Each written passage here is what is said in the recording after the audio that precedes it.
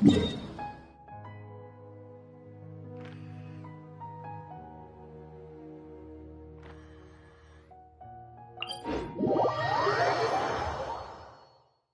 pure waters of melted snow are optimal.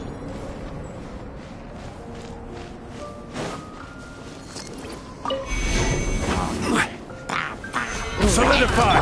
By royal decree! Let me scribe!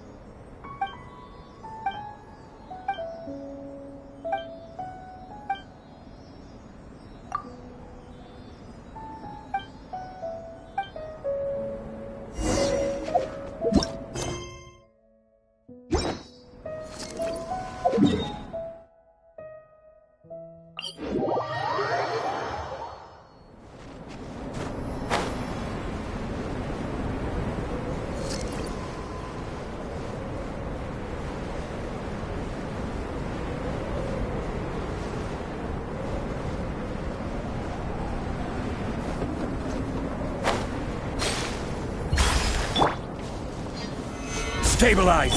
Nice and spicy!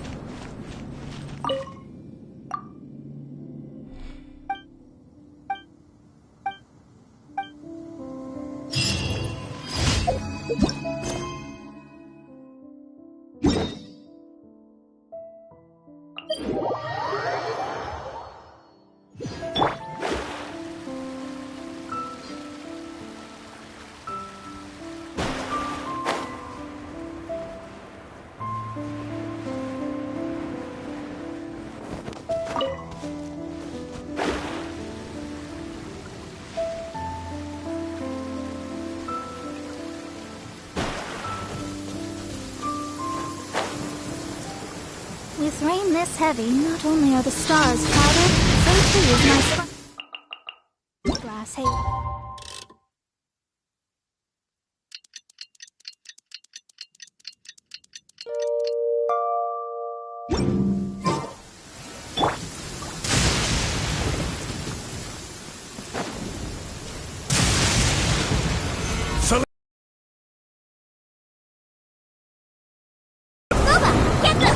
Delve into destiny, written in the stars!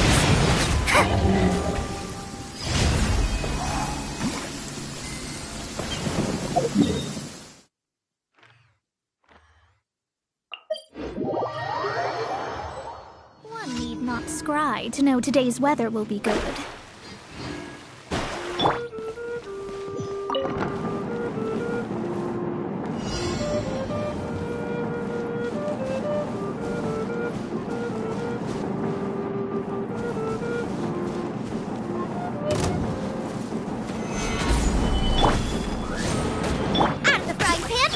Shadows of fate!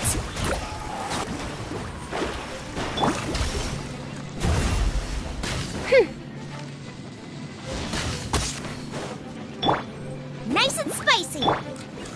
Gather! Let me scry!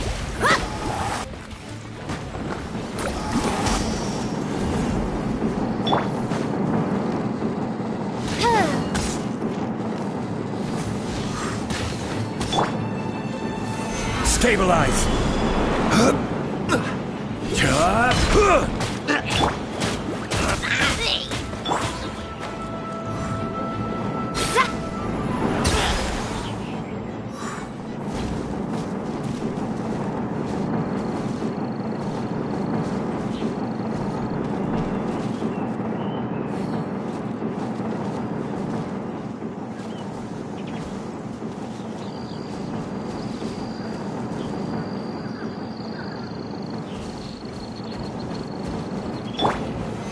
Solidify! By royal decree! Uba, get them!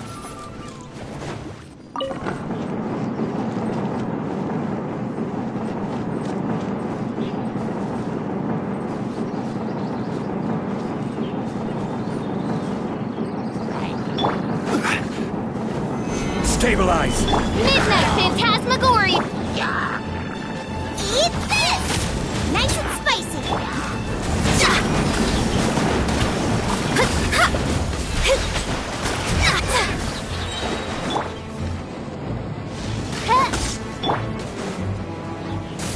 Solidify!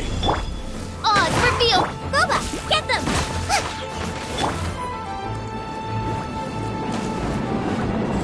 Shadows of fate!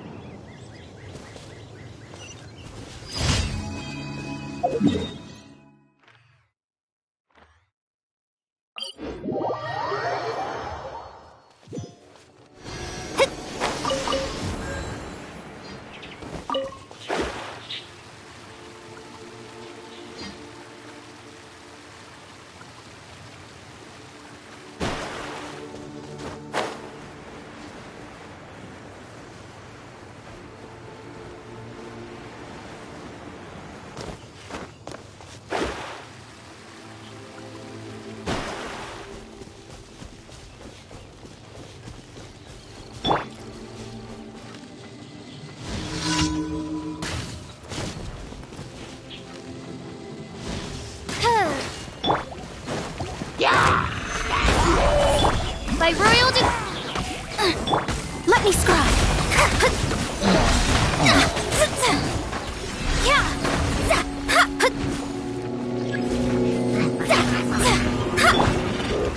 Stabilize! Midnight Phantasmagoria! You're toast!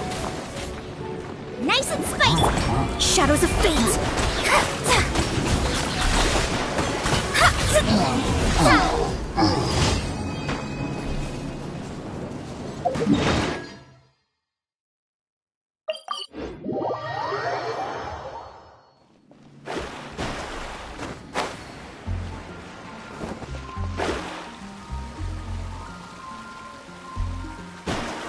Ad Astra at.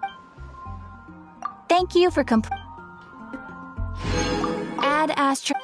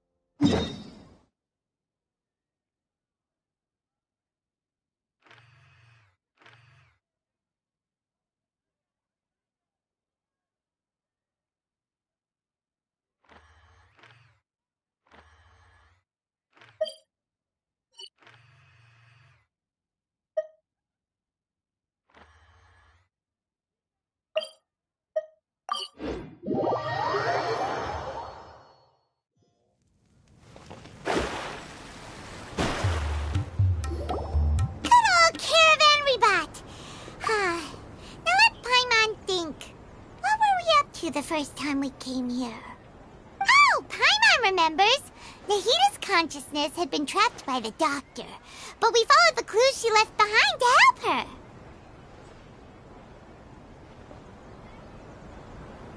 So much time has already passed since then, and it seems Sumeru's changing for the better now that Nahita's in charge, right? Paimon just hopes this peace will last a long time, and then Nahita won't have any more new problems to deal with. Yeah, guess you're right. We somehow always find ourselves right in the thick of it. Who knows what will happen next? Come to think of it, maybe it's all because of you. Maybe you're just a magnet for trouble.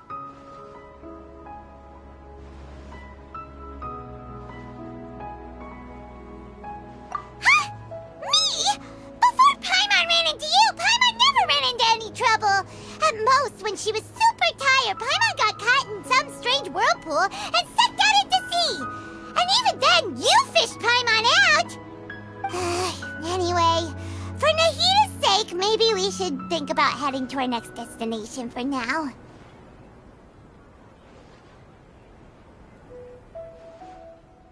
Ah, look who it is. Running into you in a place like this? I can see you two still love wandering around. Oh, it's Dia! Since when are we just wandering around? We're usually taking care of some serious business. Even though it may have nothing to do with our journey.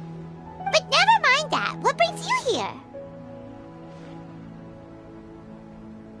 I just finished a commission in the desert for a usual client of mine. Nothing too interesting. Just escorting a shipment of goods. I'm on my way to report back. That's when I saw you two all the way over there, chatting away. What were you two talking about anyway?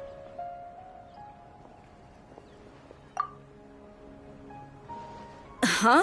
You serious? Can't say I saw that coming. But you are travelers after all. I guess you'd never stay for too long in one place. Bumping into you like this will become a rarity. I'm starting to feel sad just thinking about it. Hey, how about I gather a few mercs to escort you two? What do you say? Thanks, but no need. Oh, Paimon had no clue you'd miss us so much. But don't worry, we'll come back to see everyone when we get a chance. Sounds good. All you need to do to get to Fontaine is cross this stretch of desert and navigate some waterways. Knowing you two, I'm sure it won't be anything you can't handle. So, when are you leaving?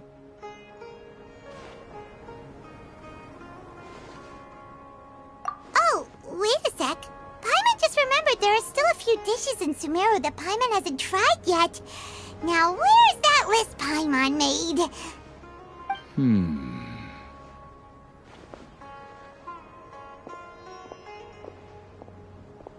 I see.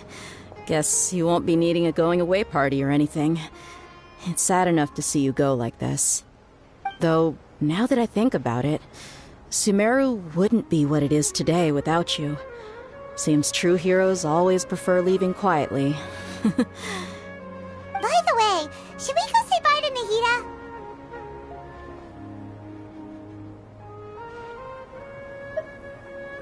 Oh, good point. Then there's no need to bother her in the real world.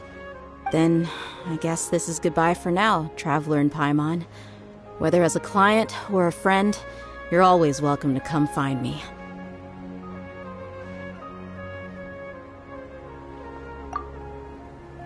Goodbye, Dia.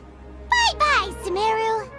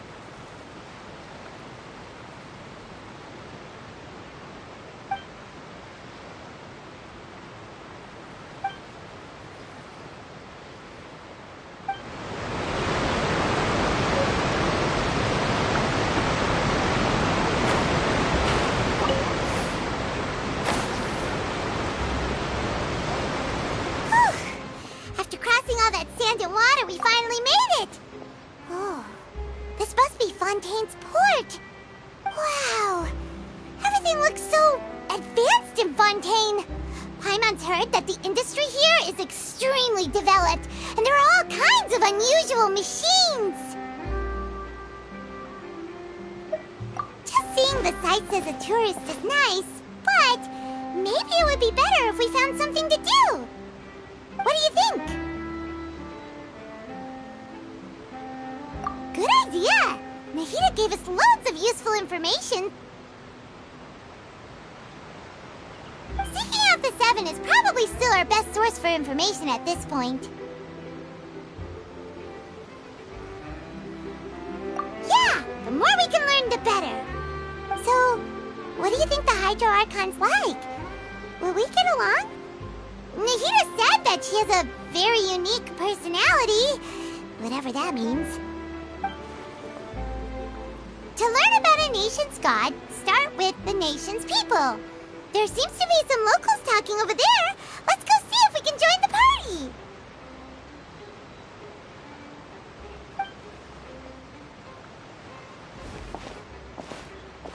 party. If you ask me, it's a tragedy how things ended for him.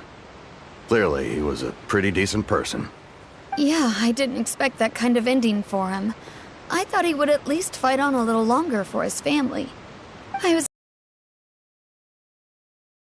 Never happened. Still, his story is quite the tearjerker.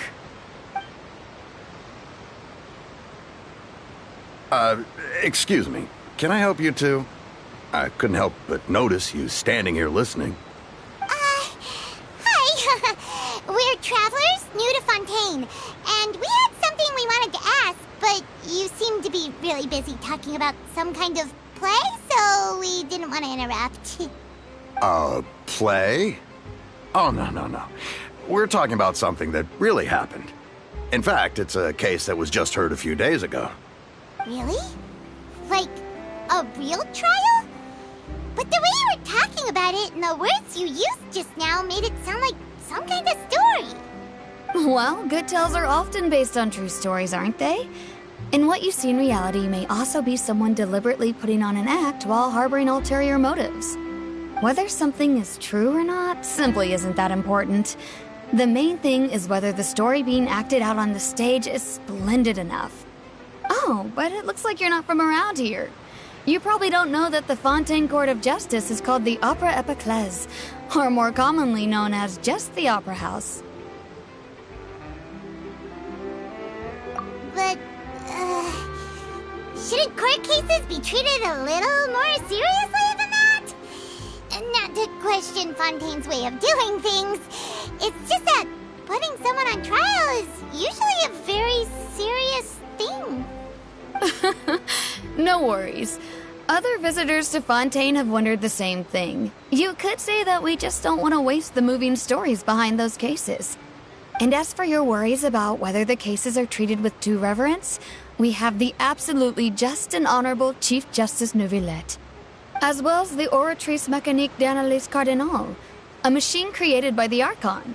Between the machine and the Chief Justice, false charges and injustice are a thing of the past now.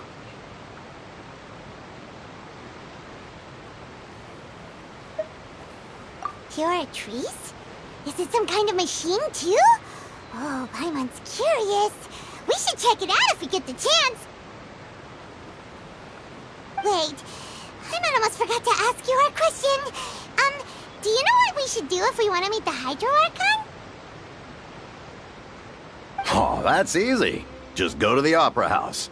Lady Farina practically lives there. You could definitely say it's her biggest passion. I think what they mean is that they wish to speak with the Archon personally. In that case, I'm afraid it's going to be a tad more difficult. You'll have to make an appointment well in advance, and it'll depend on whether or not she has any time slots available.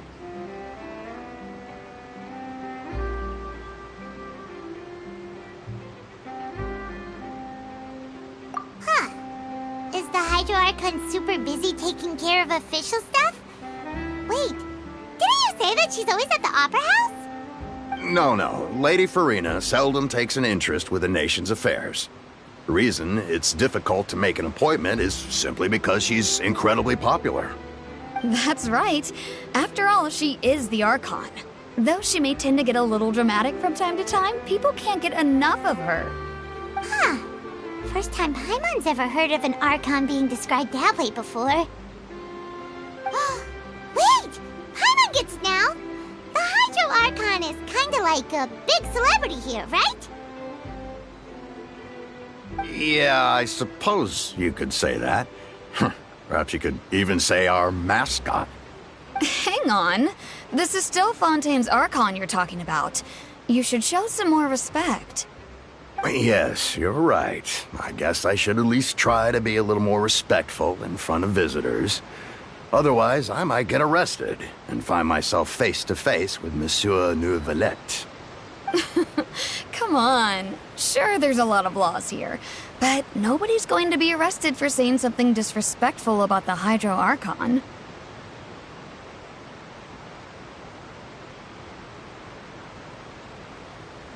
Alright, I think we get it. Thank you! At least we now know that we can find the Hydro Archon at the Opera House. But who knows how long making an appointment will take? Guess we could have a look around the city in the meantime. Hey! What are you looking over there for?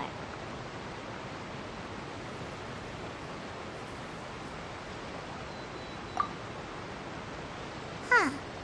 Maybe something's the matter.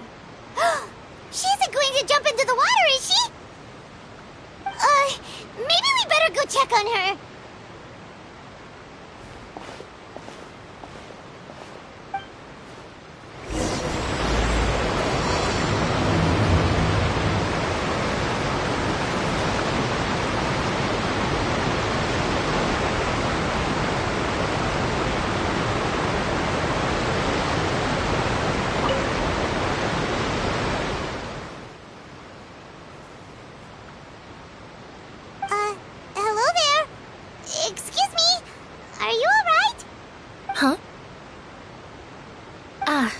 Fine.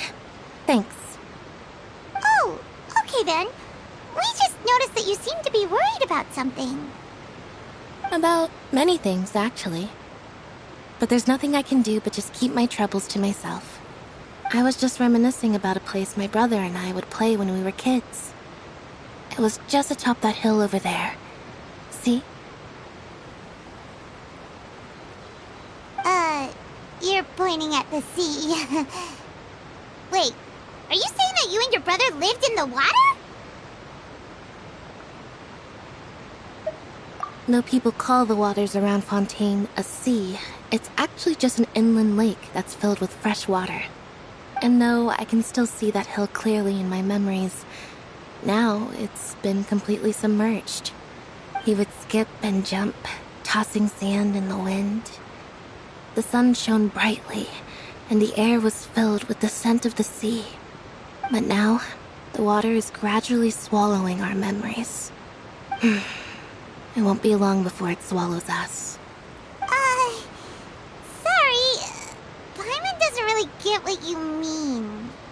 I don't believe we've had the pleasure of meeting. Are you Lynette's new friends? Oh, and you are?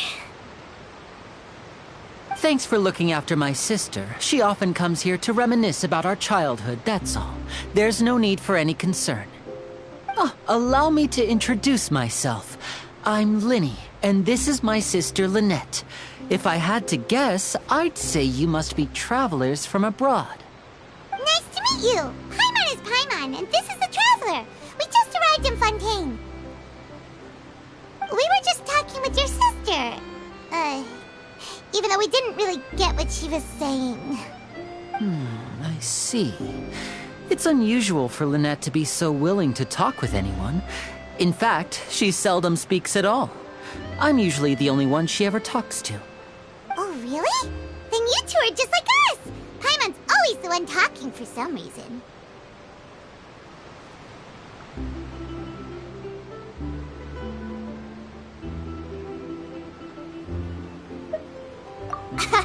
So that's how you think it is? I also think my brother can be too talkative at times. Seems you were right, Paimon. We are quite similar.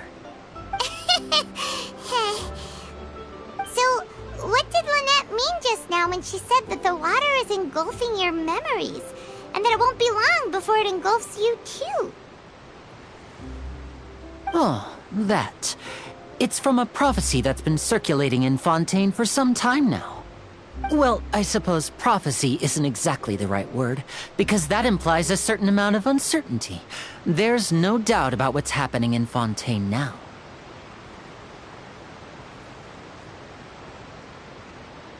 Where to begin?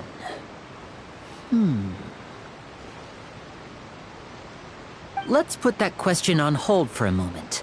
We still haven't formally greeted each other yet, have we? Did all the introductions earlier not count?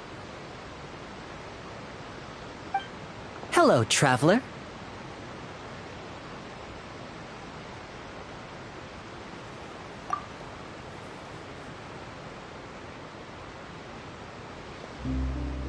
And hello, Paimon. Hey! Why didn't Paimon get a handshake?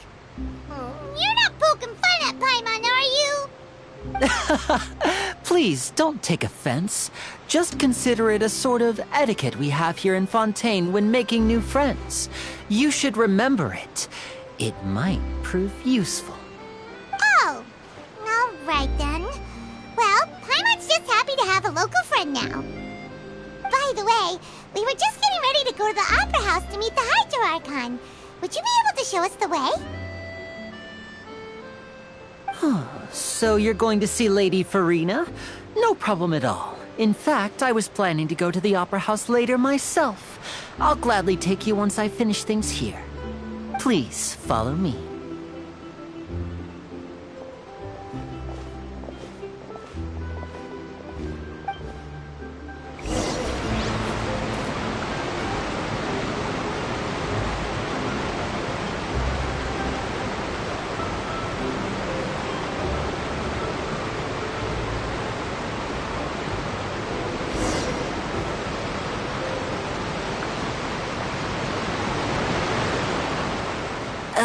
You said you were going to see Lady Farina? Well, it seems Lady Farina has come to see you.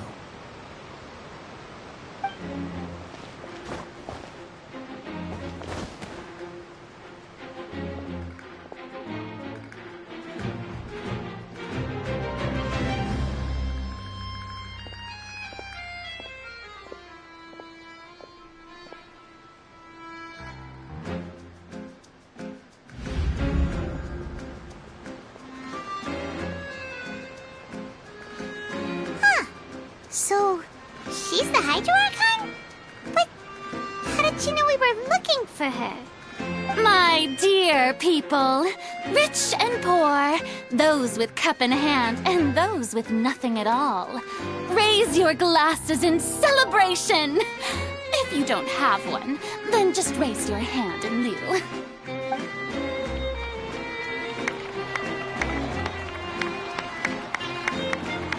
As you can all see, two unfamiliar travelers have arrived in our nation.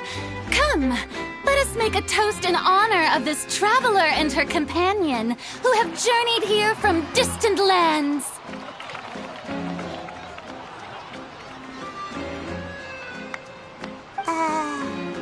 Is she talking about us?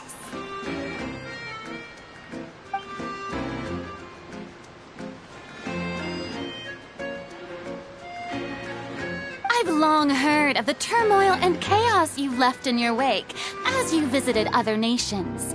But I welcome you nevertheless. No, I have come to receive you personally. Fear is for insignificant cowards. I am a god, and I will never entertain the notion of such meaningless wariness. You can be rest assured. I see clearly your sincerity. Of course, seeking an audience with me is the most sensible thing to do. It will allow you to truly behold my power and witness my authority. Intelligent people always gather under the correct banner. I, Focalor, hereby welcome you to the nation of Hydro and acknowledge the value and significance of your trip. Now, you may rejoice in this.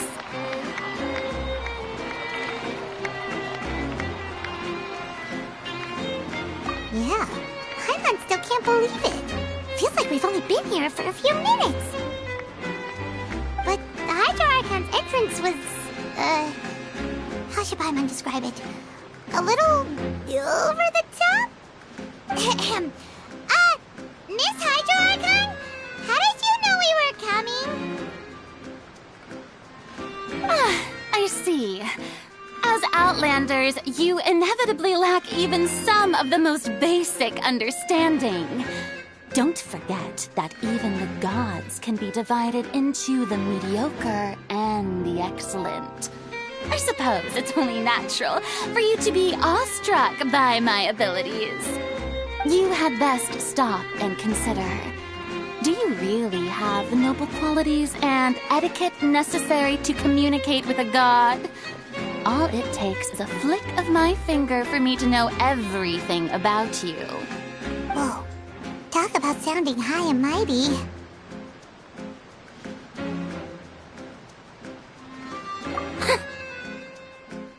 Oh?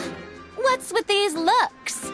Perhaps the welcoming ceremony still isn't enough? What else should I say then? Is she waiting for us to start talking? Wow, I didn't expect to see Lady Farina here. What a surprise! Wait, does this mean they're the legendary blonde traveler? How did I not notice before? Hey, what's all the commotion? Oh, is that Lady Farina? Is there some kind of drama going on? Of course! That's the blonde traveler. The one all those stories are. Lady Farina came here to personally.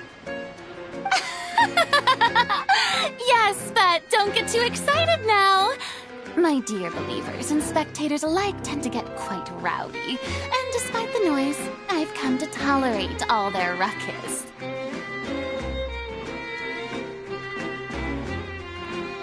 You may consider this my reward to all of you.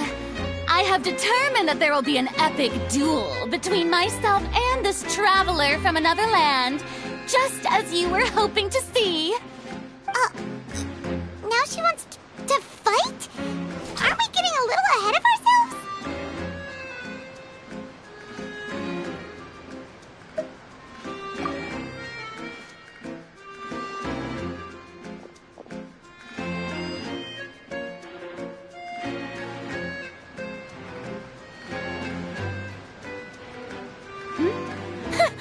Are you not afraid? Might I remind you that this is a duel against the divine?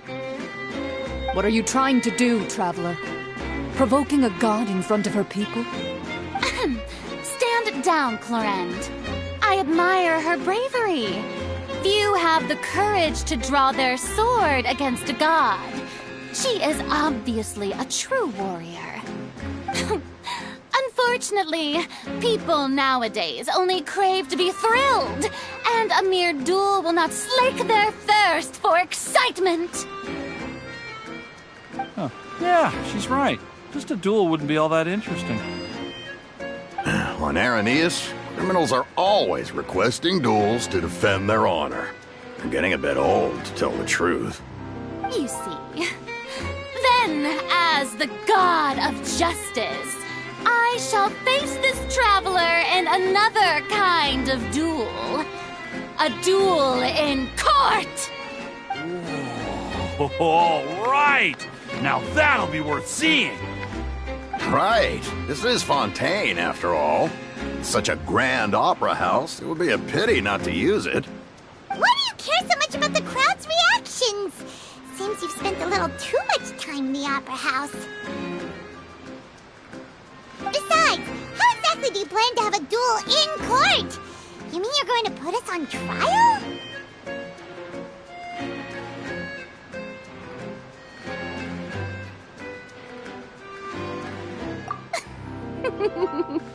Oh, we have reason to put you on trial. It's obvious, isn't it? According According to Fontaine law, no one is permitted to release any flying objects within Fontaine city limits during the first 3 days of each month. You are clearly guilty of violating this law, no? Oh, so that's what they've done wrong. That's our Lady Farina. No one knows the laws of Fontaine like she does. You call that obvious? What kind of law is that? Wait, flying object? You mean Paimon? Precisely! Now, if you two have no objections, then in the name of the Hydro Archon, I order your arrest. My apologies, Lady Farina. I don't mean to spoil the fun. But if you would allow me to interject, I don't think that Paimon here meets the definition of a flying object. You tell her, Linny! Finally someone who's not crazy. How could anyone call Paimon a flying object? Great magician Linny, my beloved citizen. I'll permit you to object, but how exactly do you plan to prove your claim? As a magician who just rained on your parade, I naturally should shoulder the responsibility of saving the show. So, with such an audience gathered here, allow me to perform a trick for everyone.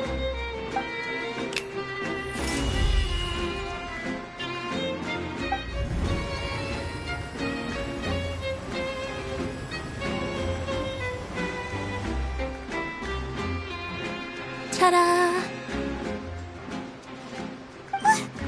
What's that on Paimon's back? Hey, when did you do that?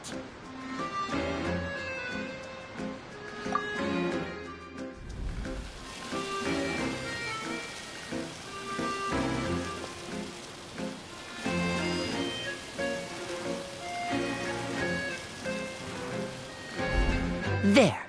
As you can all clearly see, Paimon should be classified as, well, something like a balloon.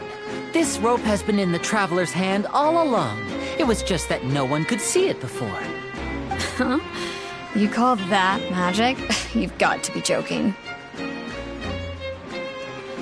I thought it was pretty good. Nice one. Huh. I'm not sure what to think. It seems Lady Farina's charges no longer hold water.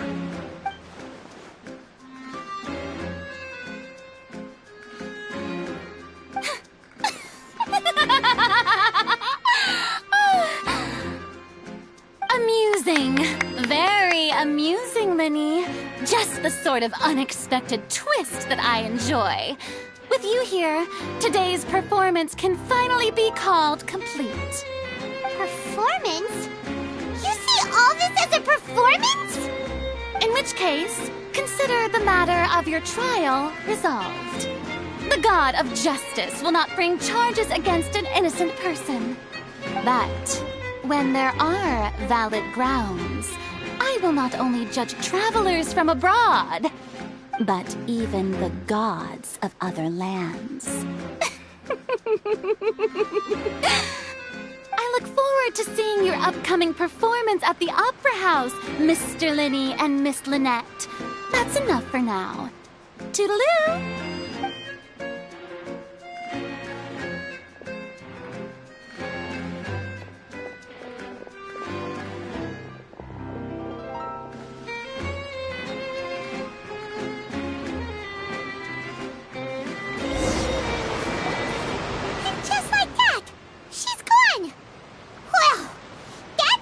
Unpredictable Archon Paimon's ever seen. He never even had a chance to ask her anything. But that's a problem for future Paimon. That whole scene just now was really...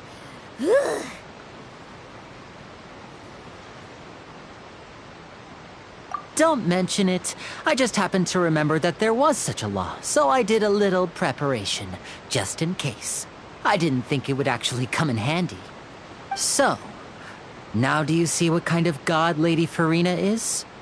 She can be a bit confusing at times, but she is still amenable to reason.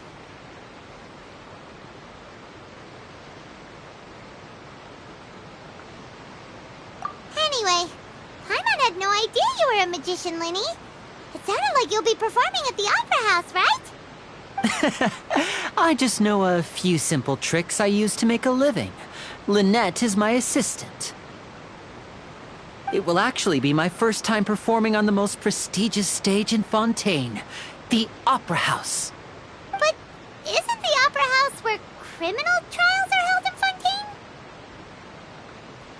When there are no public trials being held, the Opera House hosts a variety of other performances. To the people of Fontaine, the line between a trial and a performance can be a little blurred. And speaking of performances, I would be remiss to forego this opportunity gifted by fate. Might I invite the two of you to see my performance? My brother's always excited to make new friends. Oh, sure. We don't really have anything to do now, and we wanted to go to the Opera House anyway. Splendid. In that case, why don't we go together? I'll show you the way. I just have something to take care of first. Oh, you really mean it? Then I'll take you up on your offer. This is a magical item known as a magic pocket. Perhaps you can help me distribute them to the people here.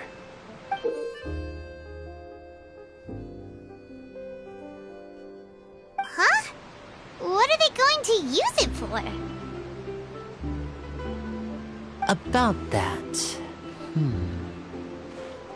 You asked me before about the prophecy, right? Let me start by telling you a little more about what it entails. I'm not sure exactly when it began, but a prophecy has been circulating around Fontaine. It says that every person in Fontaine is born with sin. No matter how the nation of justice holds trial after trial, this sin cannot be absolved. Until one day, the water levels in Fontaine will rise, and the sinful people will slowly be drowned. In the end, the people will all be dissolved into the waters, and only the Hydro Archon will remain, weeping on her throne. Only then will the sins of the people of Fontaine be washed away. That sounds pretty gloomy. Why are people in Fontaine born with sin? What is that supposed to mean? There are lots of guesses. Some say that the ancestors of Fontaine stole the power of the seas and stirred its wrath. Others say that the people of Fontaine never heeded the first Hydro Archon's warnings and offended Celestia. But here in Fontaine, evidence is what matters. There hasn't been concrete evidence for any of these claims, so they can only be regarded as conjecture. If even the people in Fontaine don't know what sin they committed, wouldn't it be better just to ignore the prophecy completely? Why bother feeling guilty all the time? That's exactly what the people did at first.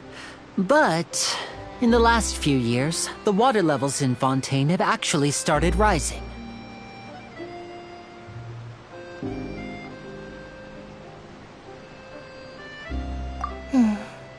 Many places have already been completely submerged, and now lie beneath the sea. Many people carry on with their lives as before and shrug it off as a natural phenomenon. But my family and I think that the people of Fontaine shouldn't ignore the possibility, which would end up sentencing them to death. We hope that at least the people who reside near the waterfront can move away before it's too late. So, we've started distributing magic pockets to them. As a magical item, these magic pockets have astonishing capacity. I'm sure they will come in handy when people are moving their belongings. Oh, Paimon gets it! It's like preparing for a rainy day! But this is more than a bit of rain.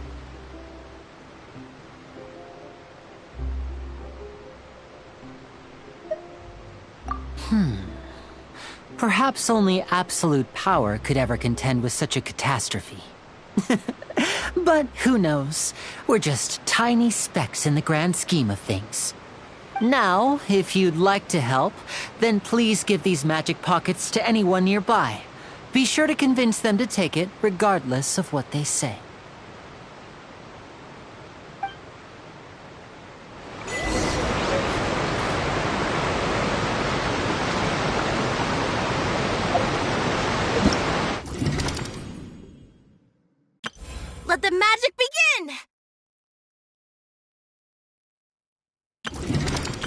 Let the magic begin!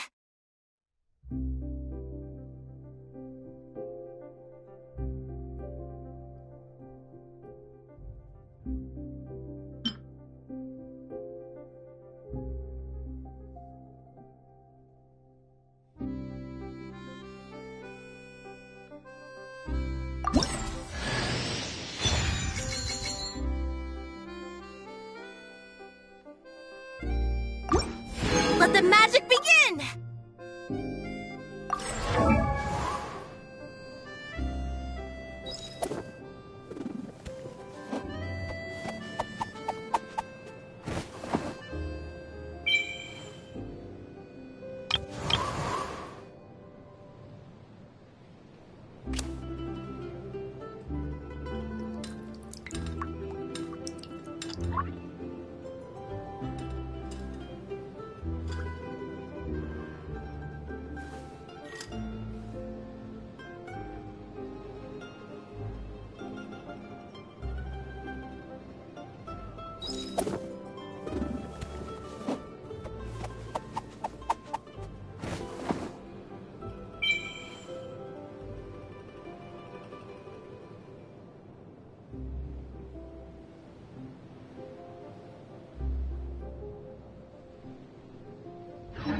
Let the magic begin!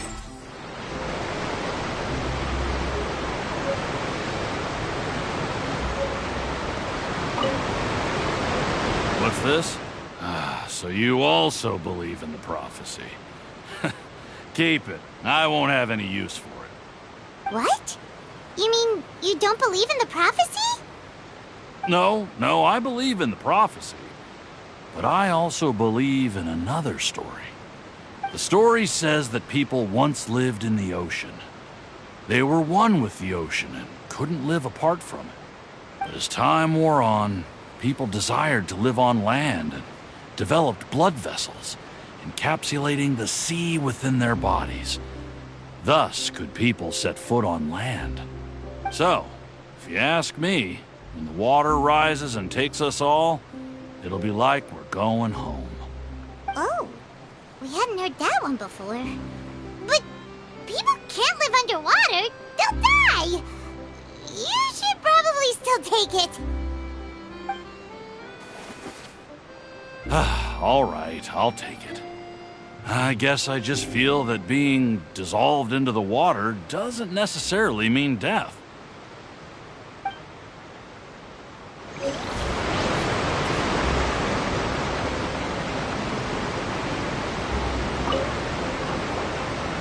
So you're the blonde traveler that everyone's been talking about. My apologies for not recognizing you earlier. Oh, a magic pocket? Seems you really thought of everything. I guess it's better to prepare for the worst and hope for the best. Thanks. Please, also thank the magician on my behalf when you get the chance.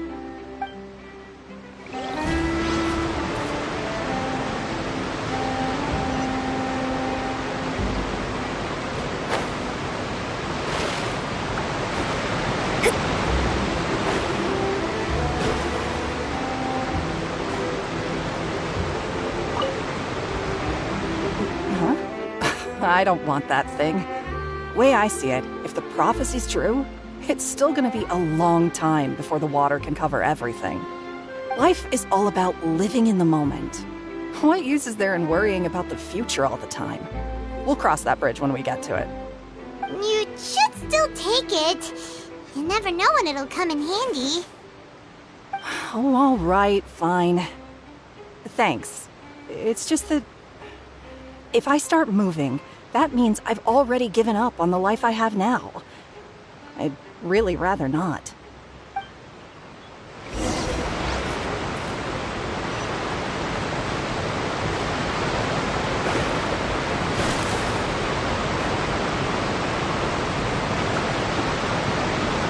Oh? You already handed out all of the magic pockets? That was fast. So, what did people have to say? I bet you heard some, interesting opinions. Yes, but that will change once disaster strikes. I know they'll change their minds, so it's only right to help them prepare. Is there anything else you need to do before we leave? Yes, one last thing. I have the magic pockets made by a workshop in the court of Fontaine. Since we're out and about, I was thinking about bringing him some more materials. So, you want to collect materials? Just tell us what the materials look like and we'll help. Many hands make light work. Oh, that would be much appreciated. We'll need some Romaritime flowers. I remember seeing them near the waterfront on the east side of the harbor.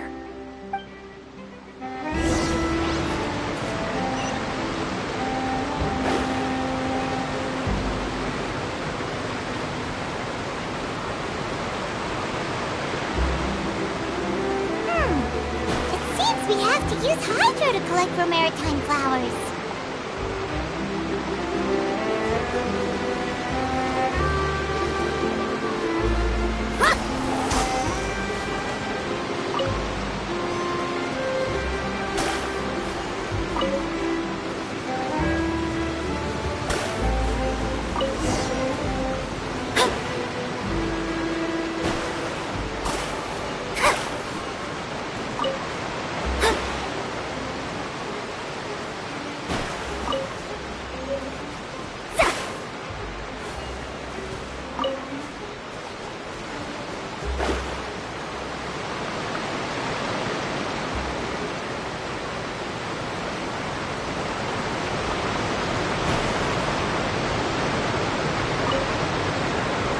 You made quick work of that. I can tell you're an experienced traveler. I've also finished collecting a few here.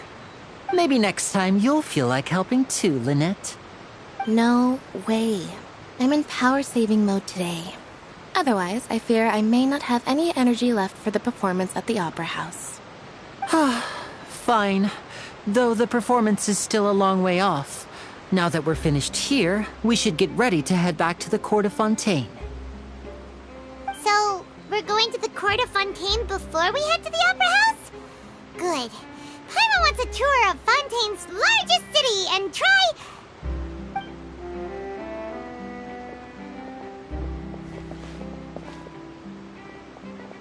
Wait, shh. Have you noticed that person over there? The young girl. Huh? What's wrong with her? Paimon didn't notice anything. She's obviously a thief. Magicians and thieves practice similar methods. We divert attention, and a distracted audience is one that won't discover what you're really doing. Watch her movements carefully.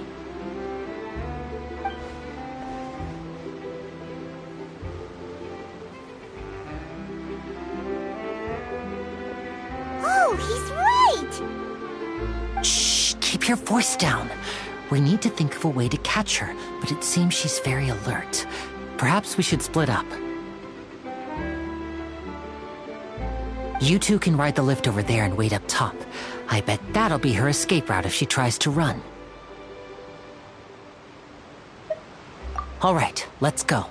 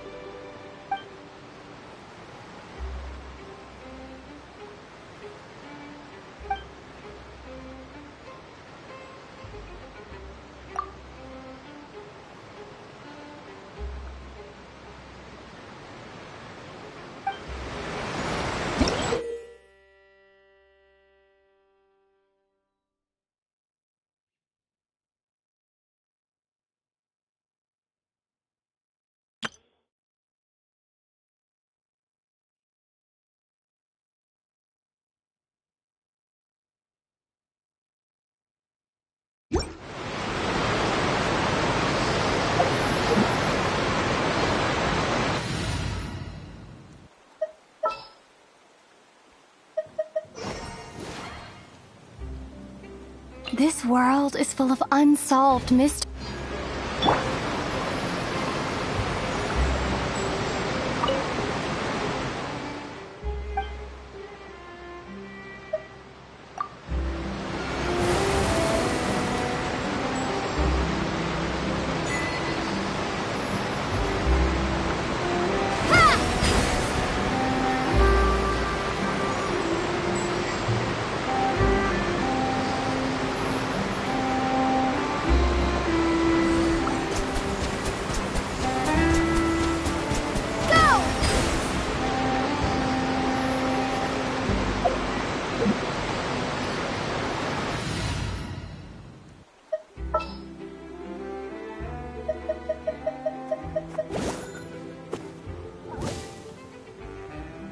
I'll bring my seasonings.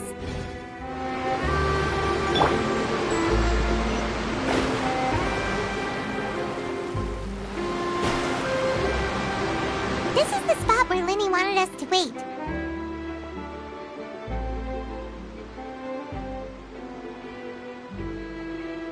Oh, look! Isn't that her?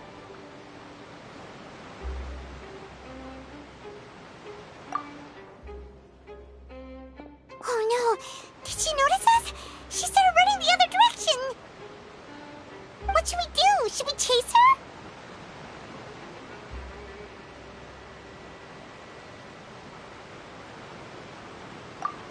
You're right. She might also be trying to lure us away.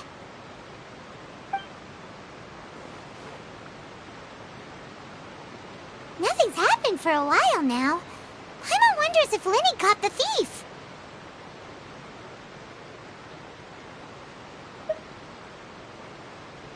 Yeah, let's go.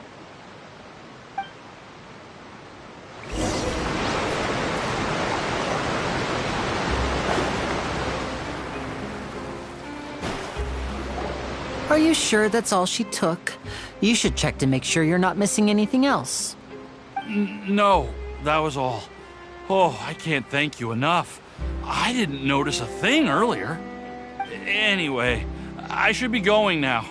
Thanks again. Oh, were you returning what the thief had stolen? That's right. Pity I wasn't able to catch her. She distracted me by dropping the thing she stole on the ground. By the time I looked back, she was already gone. I saw the general direction she went, but Linny twisted his ankle, and I needed to make sure he was okay. Oh, did you get hurt, Linny? I'll be all right. It's just a twisted ankle, that's all. In fact, it's feeling better already. If you want to play at being a hero, at least try not to get hurt doing it. Imagine what would happen if you managed to derail our performance as a result. You're right. Sorry, Lynette. I have to admit that the thief was even more skilled than I had anticipated. But at least we were able to get the stolen items back, so it wasn't a complete failure. What a slippery little thief. Guess things turned out all right in the end, though. Linny's initiative paid off. All right, let's put this little detour behind us. We should go to the court of Fontaine now.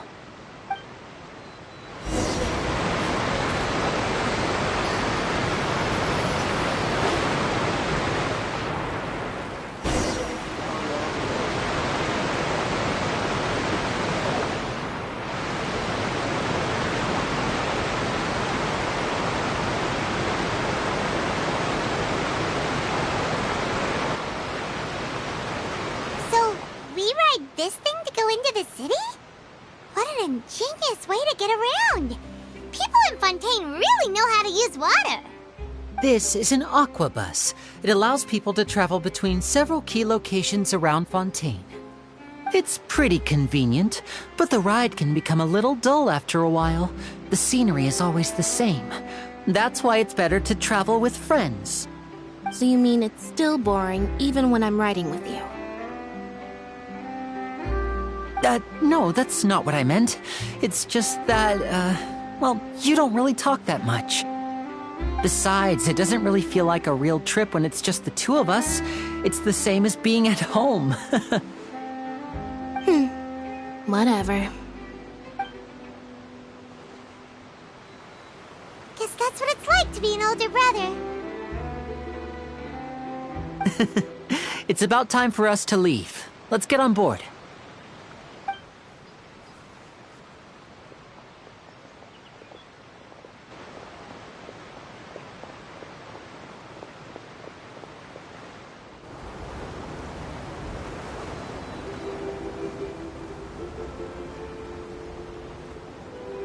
Huh? What? Traveler! Paimon! Charlotte! Oh, I never guessed I'd bump into you while riding the Aquabus. In the story of my life, this is big news. What are you doing in Fontaine? I didn't hear anything about you paying us a visit. Yeah, it's quite the coincidence. But as travelers, we're always on the move. It's not surprising that nobody knew we were coming. Though we still have no idea how the Hydro Archon knew about us. Oh, let Paimon introduce you to our new friends! Oh, no need for introductions, Paimon. I would recognize the great magician Linny and his assistant Lynette anywhere. I wouldn't be much of a reporter if I didn't know who they were. It's a pleasure to meet you. I'm Charlotte, a reporter for the Steambird. Nice to meet you. From the Steambird, huh? We've often relied on your paper to promote our performances. It's an honor to meet you.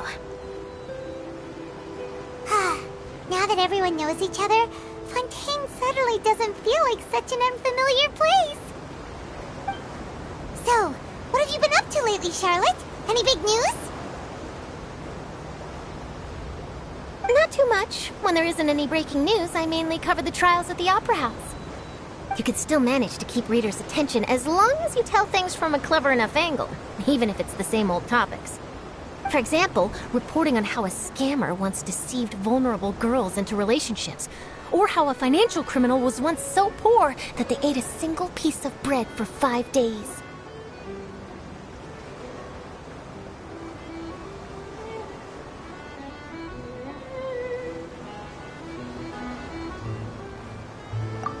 You're right. Seems you know me pretty well. What I'm really after is exclusive, sensational news pieces that could shake the country. These smaller stories are a waste of my talents. Oh, I just remembered. I've been following a case lately. Well, a series of cases, actually. You mean the serial disappearances of young women case? That's right.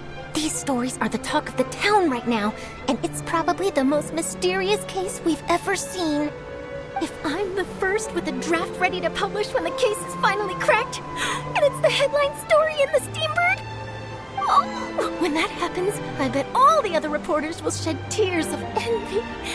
I've already gathered all kinds of materials. I just can't wait for the truth to be revealed. So, what is the serial disappearances of young women case? You mean the culprit hasn't been found? That's right. The first missing girl case happened almost 20 years ago. And ever since, after a period of time, another girl disappears. What the cases have in common is that the girls are all of a similar age, and that they've all vanished without a trace. But the scariest part is that to this day, none of the girls have ever been found. Many suspects have been arrested over the years in connection with this case, but shortly after each arrest, another disappearance would always happen.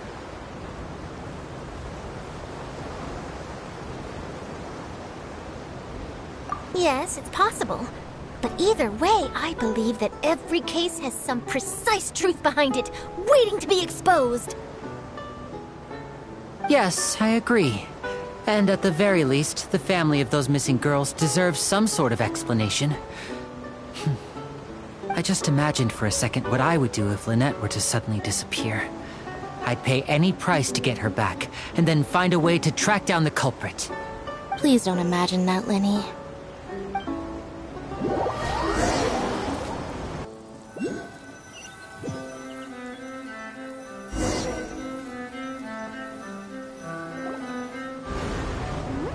Hey, we're almost there! Look!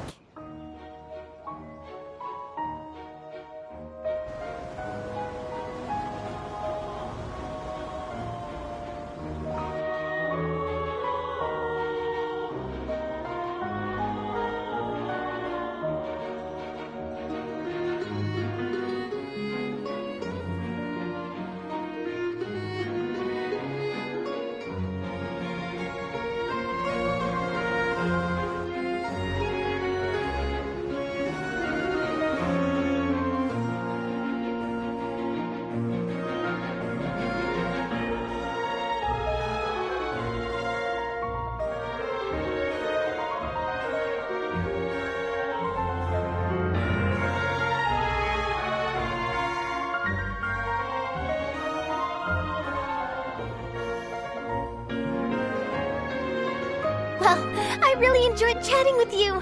Life should be full of pleasant little surprises like this. Yeah, us as well. The ride went by too quickly. I have an interview to get to. I should get going before I'm late. Okay, Paimon hopes we can chat again soon, Charlotte. See ya! Bye now. Oh, be sure to stop by and see me at the Steambird when you have time. What a tough job. Always running around and interviewing everyone. Well, where should we go now? If you don't mind, how about we stop by my home first? Besides, I still have all the materials we collected. Sure, we wouldn't mind at all. This city is so huge, Paimon wouldn't know where to start anyway.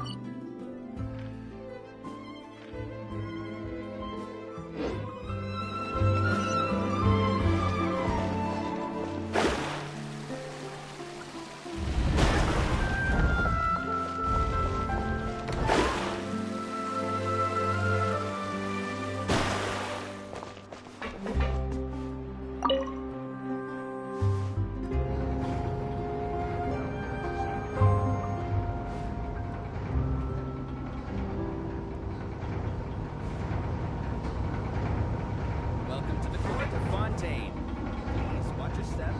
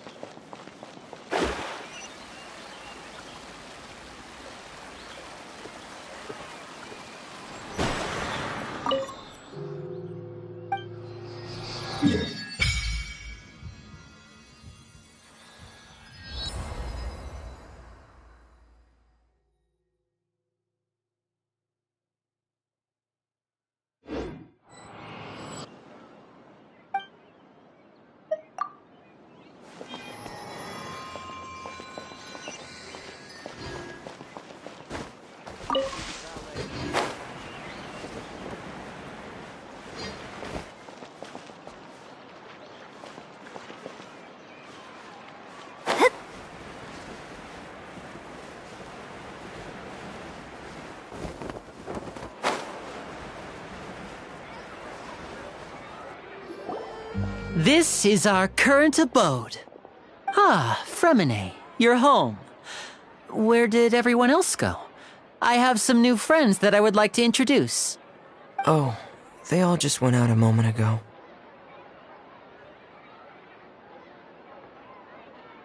I see. Everyone is getting busier now that Father will be returning soon. I suppose that can't be helped. Allow me to introduce you to my little brother, Fremine. He is a phenomenal diver. Hello. Nice to meet you! Paimon is Paimon, and this is the Traveler! Oh, you sound very proud to have a diver as a brother, Linny.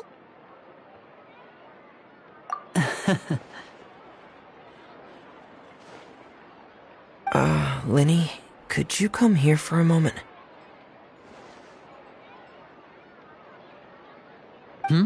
What is it, Fremine? Do you have something to tell me?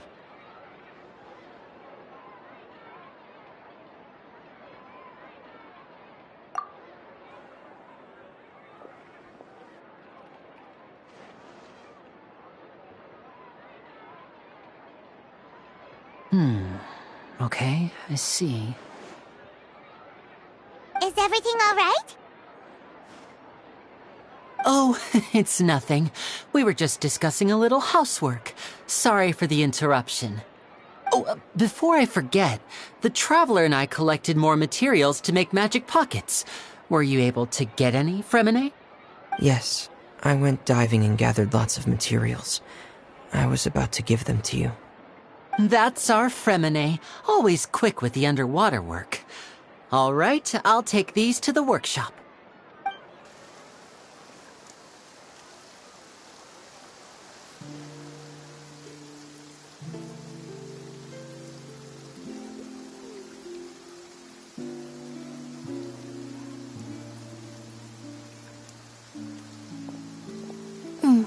Looks like rain. Oh, you're right. But wasn't it clear and sunny just a moment ago?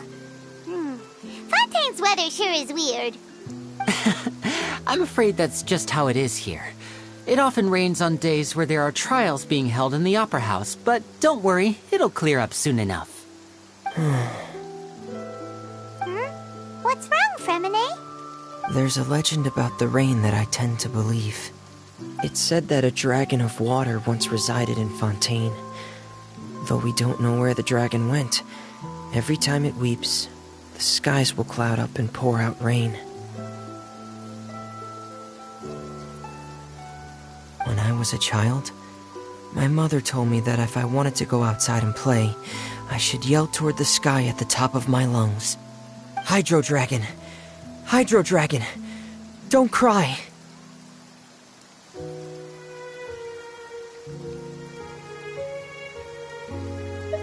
If it's an elemental dragon, then having the power to make it rain wouldn't be very unusual. Let Paimon try something. Hydro Dragon, don't cry!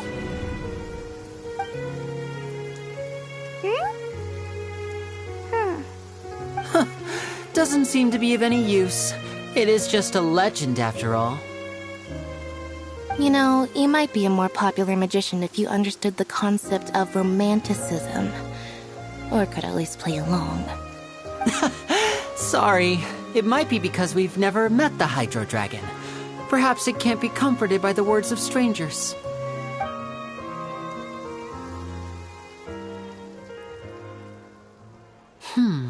It rained for longer than I suspected.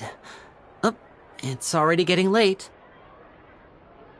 Was there something you needed to do, Linny? Yeah, some preparations for the show at the Opera House.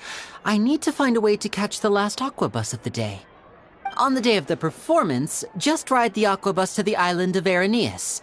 I'll have Lynette meet you at the fountain in front of the Opera House.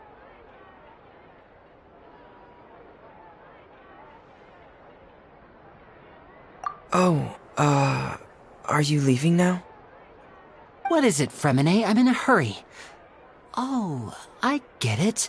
You feel nervous delivering the materials for the magic pockets, is that it? Perhaps we could trouble the Traveler to help us take these materials to the Beaumont workshop and deliver them to the owner there? I'm afraid that Fremine can be quite introverted, and the boss there tends to be pretty talkative. Fremine has always been a little afraid of her. No trouble at all! Don't worry, we're on the case! Sorry for the inconvenience. I'm quite useless when it comes to such tasks. I'll think of a way to make it up to you. Oh, no need! This will be a walk in the park for us!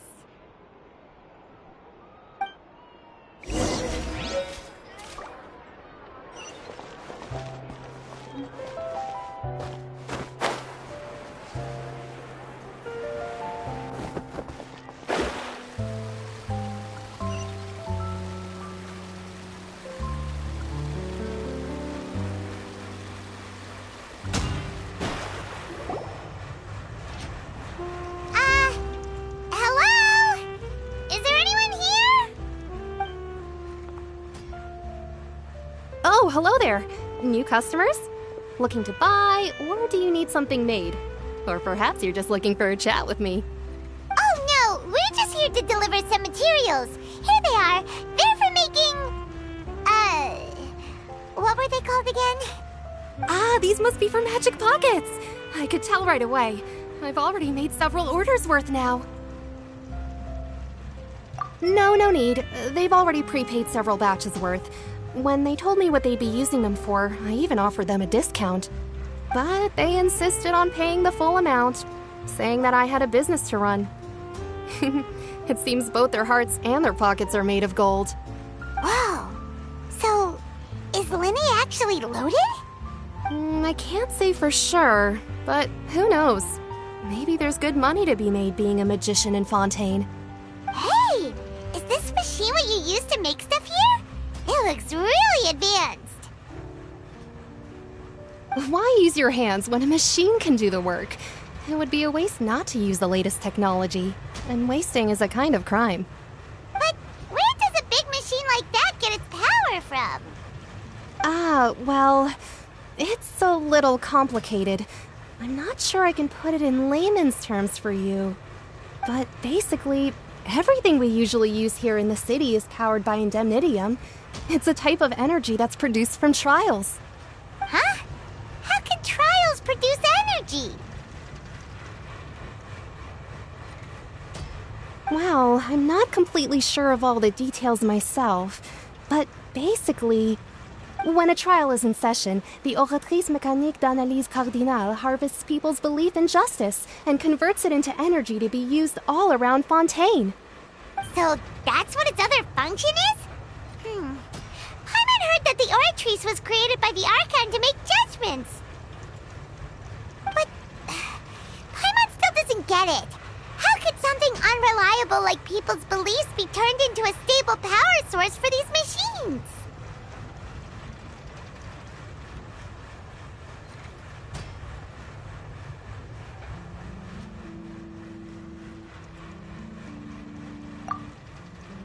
Oh, yeah!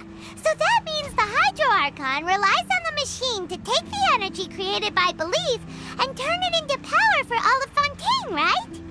Even though I've never heard anyone really put it that way before, it sounds like it makes sense. Besides indemnitium, we have another type of energy called pneumosia. It isn't produced by the power of the Archon, but it is unstable by nature. Even now, it still cannot be widely used by civilians. I thought I'd find you hard at work, but here you are chatting the day away. Since you're already talking, I'm sure you wouldn't mind a few words with me. You again? Didn't I already promise you that I'd have the more I owe to Confrérie of Cabriere by next month? Why are you hounding me now? Yeah, but how do we know that you won't go running off by the end of this month? I want 50% today. Wait, no, 70%. Huh? You... Seems business isn't so great for the workshop. We've already finished our job and delivered the materials. Maybe now's a good time to leave?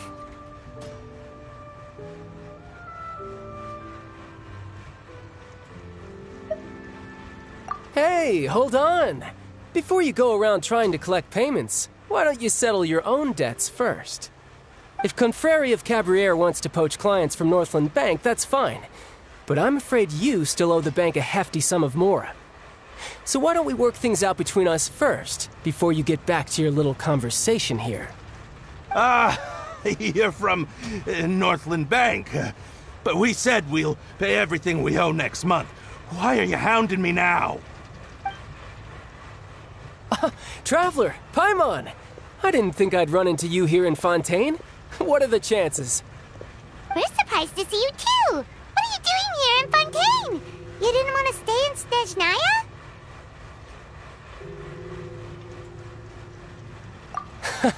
Long story short, I've already been in Fontaine for some time now, and honestly, things have been pretty boring.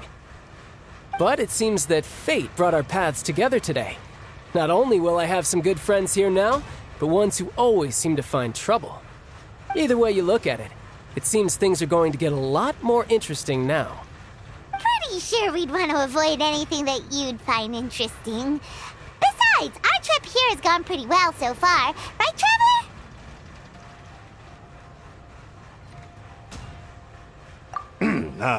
Hey, you, Northland Bank boy. Aren't you forgetting something? Don't interrupt. It's not often I run into the Traveler like this. Why don't you wait for me over there for a while? You kidding? Aren't you the one looking for us? You really expect us to sit and twiddle our thumbs while you catch up with your friends? Listen to me, boy. If you want your Mora, fine. Why don't you come and take it? Hey, I just said not to interrupt. Oh, by the way, Traveler, the last time I took Tonya and Tusser ice fishing, Tusser said... Hey! That's way over the line! All right, boys, let's see who has to pay up now! Can you at least let me finish one sentence? Fine. Though the bank told me not to get rough with our clients. You're the ones who started it. This is an act of self-defense. You two will have to be my witnesses, okay? I'm sure this won't take long.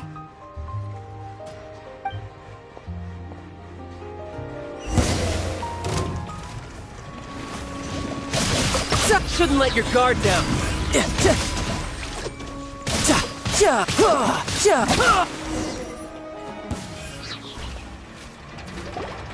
Oh, what's your deal, Brad?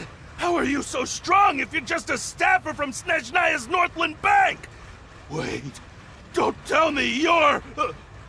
Oh, now you notice. It's a little late, don't you think?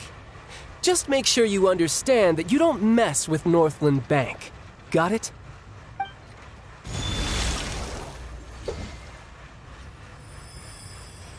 Huh? Now's my chance!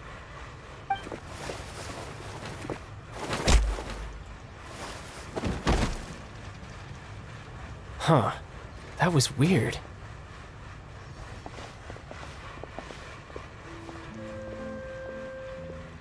I'm not sure. It's as if I suddenly lost control of my hydro powers when I needed them. Maybe there's something wrong with my vision? Strange. How could that happen?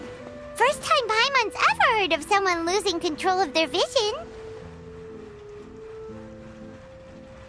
Never mind. It doesn't matter. If I want to stay sharp, I shouldn't be relying too much on my vision anyway. Besides, I always have my delusion in case I need it. So what are you doing in Fontaine, child? I don't see it's work for Northland Bank.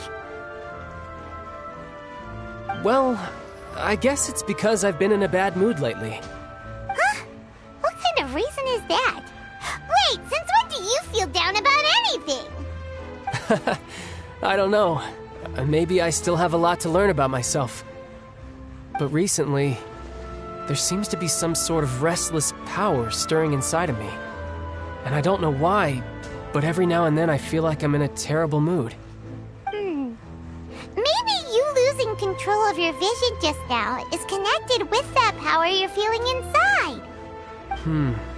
That is a possibility.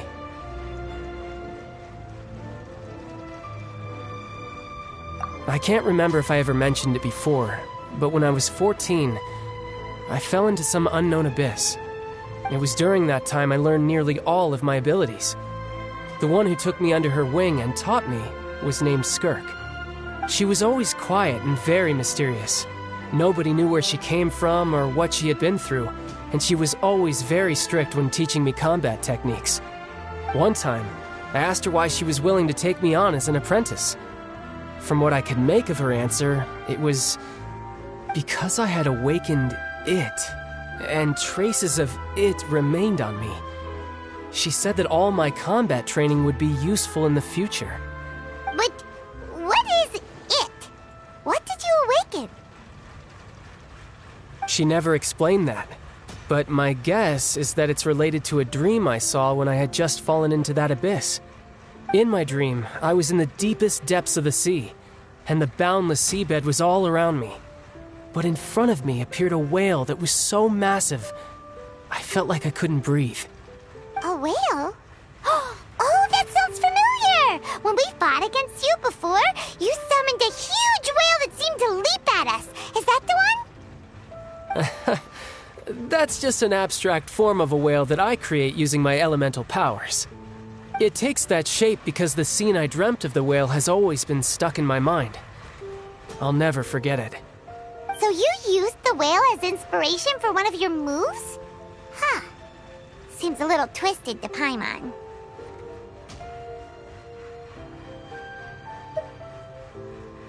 So why don't you just go ask your master?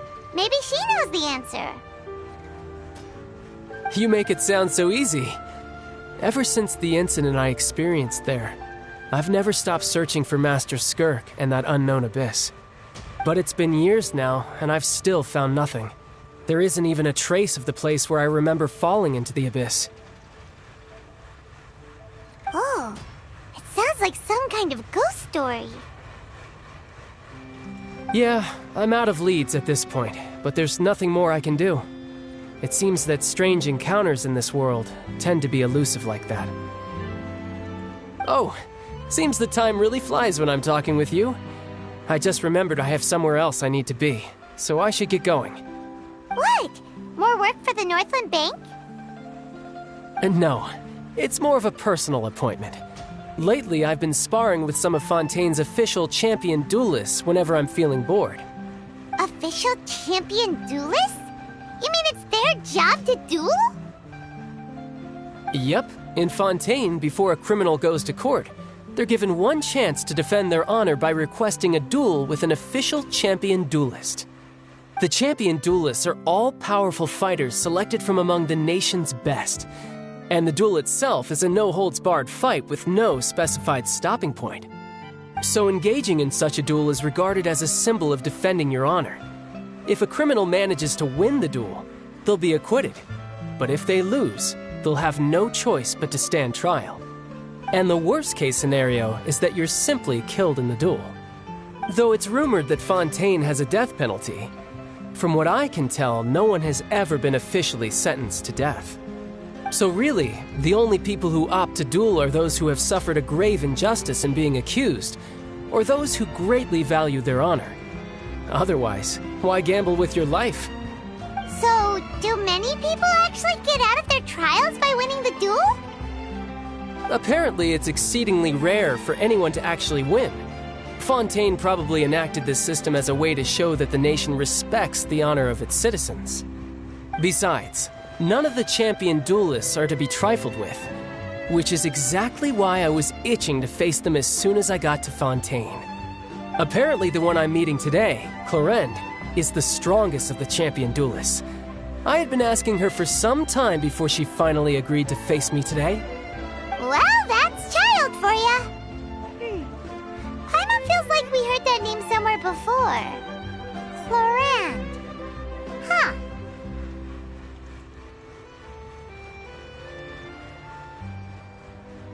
Oh, before I forget, I want you to have this. Huh? Your vision? You're seriously just giving it away? I'm just worried that it could become uncontrollable again. I'd be pretty upset if it got in the way of my duel, so I think I'll be better off without it for now. Besides, I just need you to hold on to it for a short while. I'll come retrieve it when I have some time later. Paimon knows what you're up to. You just want an excuse to come talk to us again, don't you? Whatever gave you that idea? I'll be in touch later.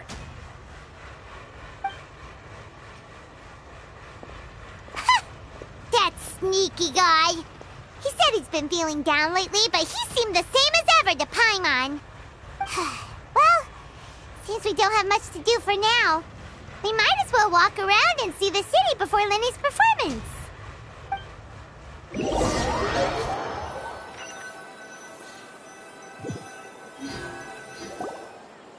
Wow! Who could have seen that coming? The reporter who was barely around for most of the story was the murderer all along!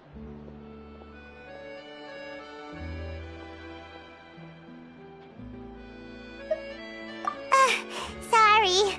Paimon was just surprised, that's all.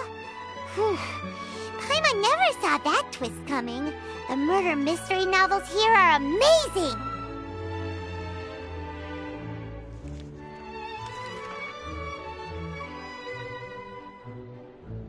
The whodunits here in Fontaine are a lot different than the light novels you see from Yai Publishing House. Both have their merits, but Paimon thinks this style of novels are more, well, novel. It's so exciting to reach the moment when the mystery is uncovered, especially in the one Paimon was just reading. You should buy a copy and read it too.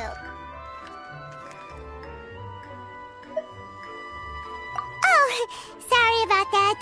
Paimon will be more careful next time. Hey, shouldn't we be heading to the Opera House to see Linny's performance soon? It's almost time for the show to start, so we should get going. Linny said that the Opera House is on Aranias, so let's go ride the Aquabus!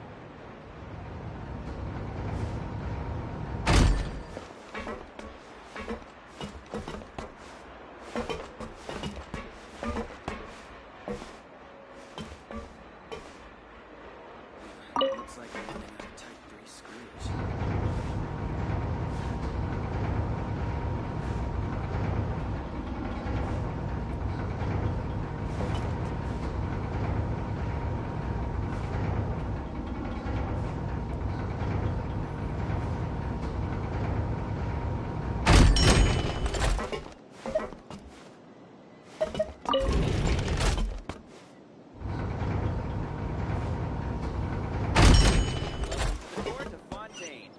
Please watch your step.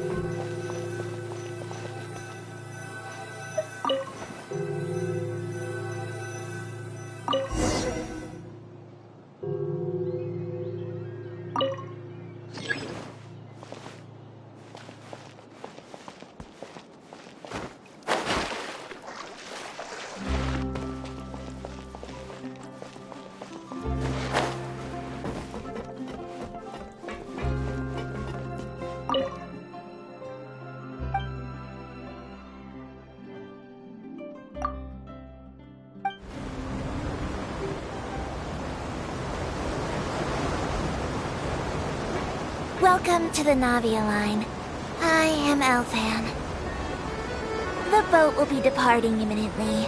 Please do not stick your head, hands, or other body parts outside the boat.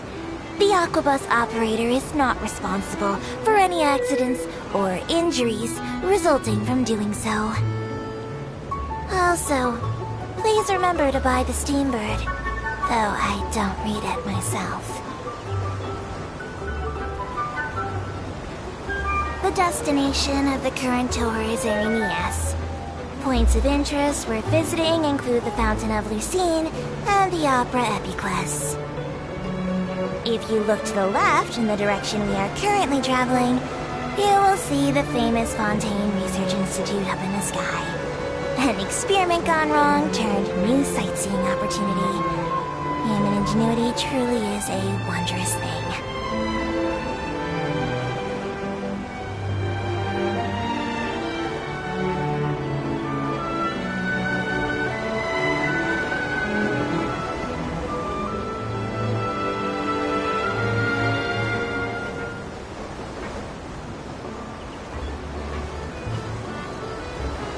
Approaching our final destination. Please be sure to bring all your personal belongings with you as you disembark. Even though I will take any forgotten items to the lost and found, the paperwork is rather annoying, as Melusine hands are not suitable for grasping pens. Please be careful when disembarking. It has been my honor to be your tour guide this trip. Thank you.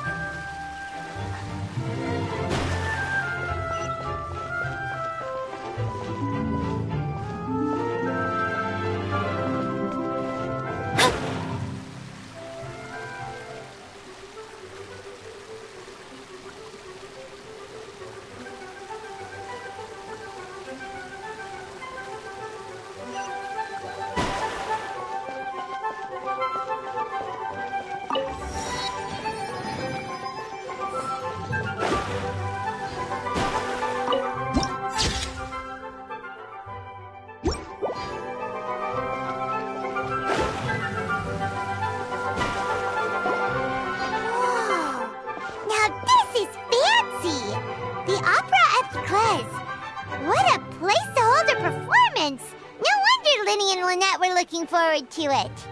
Huh. Looks like there's a lot of people standing around the fountain up ahead. Oh, Archon, please bless us with a bright and healthy child. We pray. I don't know why you always feel the need to ask so much. I'll be happy as long as our child is healthy and lives a peaceful life. I guess if they're our kid, then there's no doubt they'll turn out smart. Maybe this is one of the customs in Fontaine. There sure are a lot of couples here. Vache. What's wrong? Vache. Vache.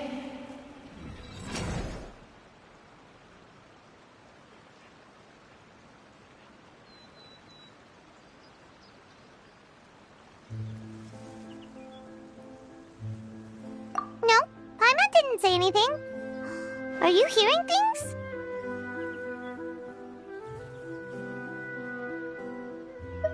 Welcome to the Fountain of Lucine. All the water flowing through Fontaine converges here. It's customary for newlyweds to come here and wish for children. Ah! Lynette! You scared Paimon! When did you get here? Lenny asked me to wait here for you, remember? Right.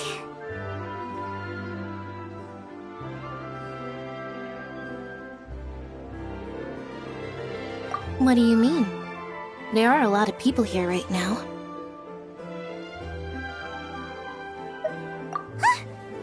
Hey, you're not trying to scare Paimon, are you? Besides, it's the middle of the day.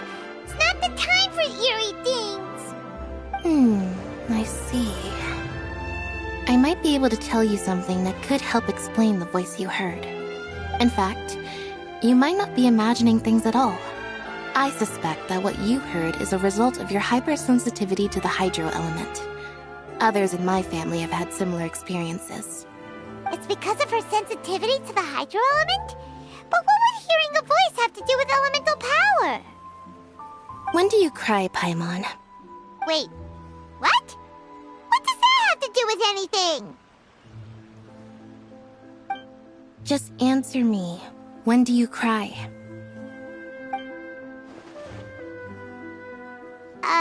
When Paimon's really sad? Oh, and when Paimon's super happy. Oh, and also when Paimon's really, really scared. Then you should understand that tears contain your most intense emotions. Like I just mentioned, the Fountain of Lucine is where all the flowing water in Fontaine converges. Even the tears that fall to the ground will eventually gather here. So maybe what you heard was the intense emotion coming from someone's tears.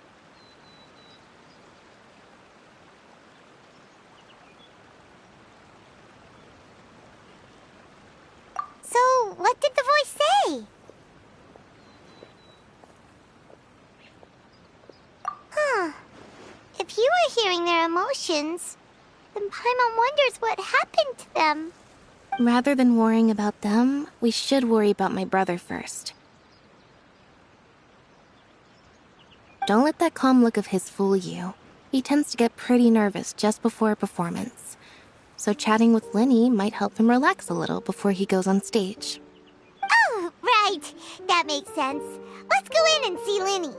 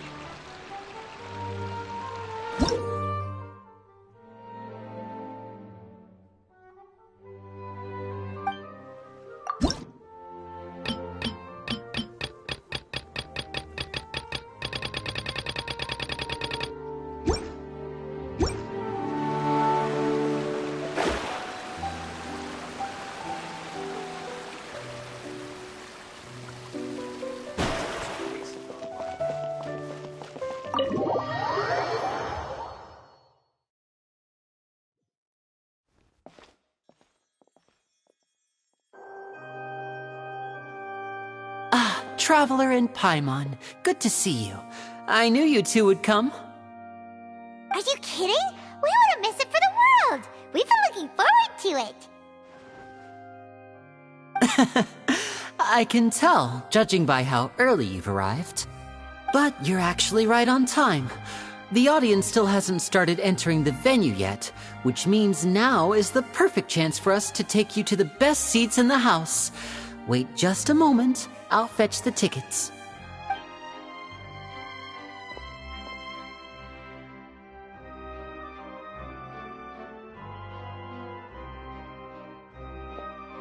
The Opera House has assigned seating, so you always have to make reservations. I've already reserved your seats, and here are your tickets. Ooh, front row seats! Thanks, Linny!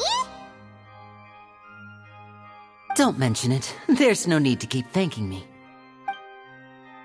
Hey, Linny! Could you come over here and take a look at this? Oh, I'll be right there. Seems there's an issue with the stage props over there. That's Cal, my assistant, calling me. I'll go lend him a hand.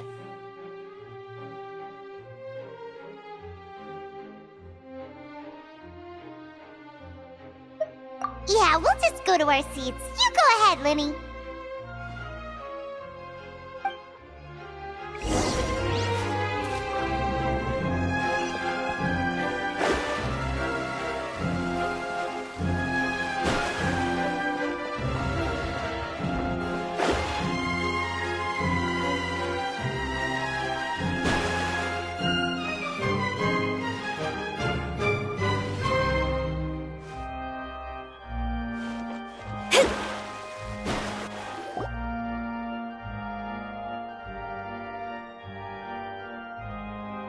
These should be our seats. Come on, let's sit down.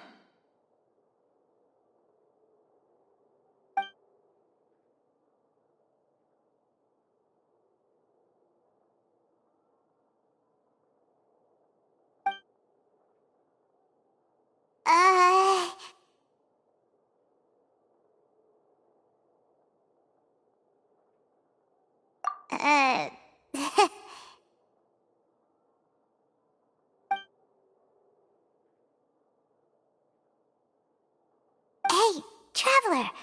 Maybe we should strike up a conversation with the person next to us. Since we're sitting together and the rest of the place is practically empty still, it's kinda awkward if we don't say anything.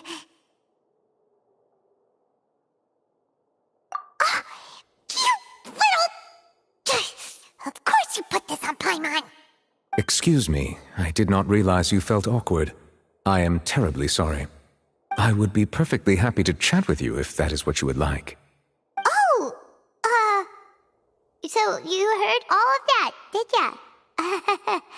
Boy, you sure have good ears. Paimon thought she was keeping her voice down. Wait, that's not it, Paimon's. Sorry. Paimon's the one who was being rude, talking under her breath like that. So, let's talk, but, what should we talk about? Oh, Paimon's got it. You're also here early and sitting in the front. Are you a friend of Linny's too? A friend, you say? Well, if Mr. Linny would like to be my friend, I would be more than happy to reciprocate. Oh, so you're not friends with Linny then? Oh, this is getting more awkward by the second. Paimon nearly forgot to make her introduction. Nice to meet you. Paimon is Paimon, and this is the Traveler. We just arrived in Fontaine. It is an honor to meet you two. I have heard of your deeds across Tevat. And as required by proper etiquette, I will also introduce myself. I am... Oh, Monsieur Nervillet. What an honor it is to have you here to see my show. Ah, Mr. Linny. I should say it is in fact an honor for me to see your performance in person. Wait, Nervillet? Could he be... I saw you all chatting just now, but it seems you still don't know who Monsieur Nervillet is. Allow me to introduce you to Fontaine's Chief Justice. That seat is always reserved for him. It wouldn't be too much to say that he's the symbol of justice and honesty here in Fontaine. Whoa! Sorry for being so rude just now. Paimon had no idea you were such an important person. There in the VIP seats that has been striking a pose for quite a while now. I believe she is trying to give you a most elegant and impressive first impression. So I think you should take notice of her sooner rather than later. Otherwise she may become... flustered.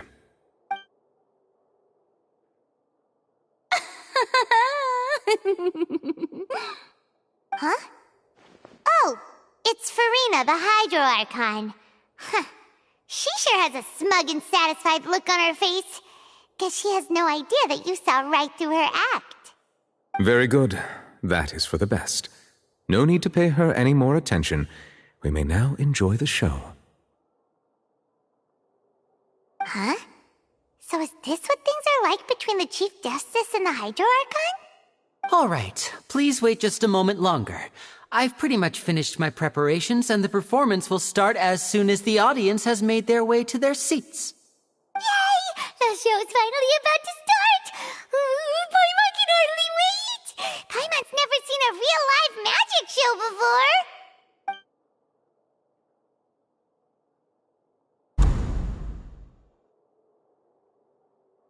Oh! They're dimming the lights! The show must be starting!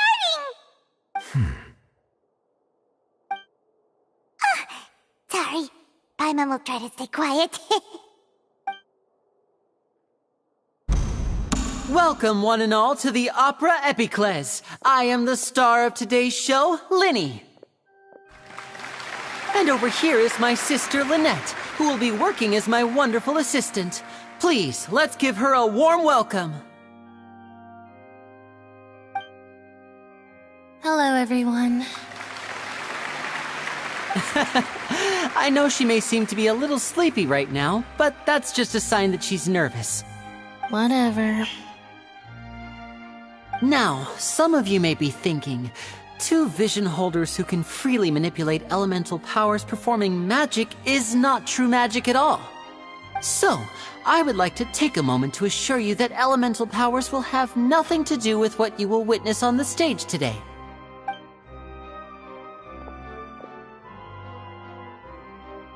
Both Lynette and myself have removed our visions for the show.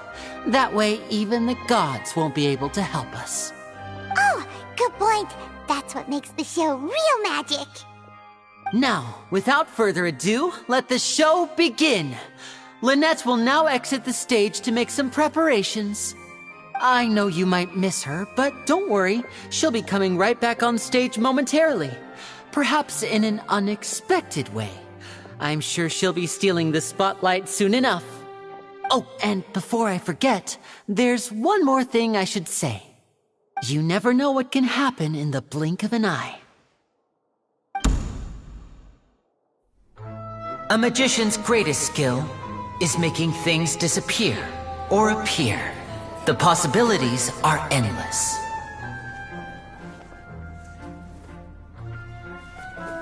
Huh?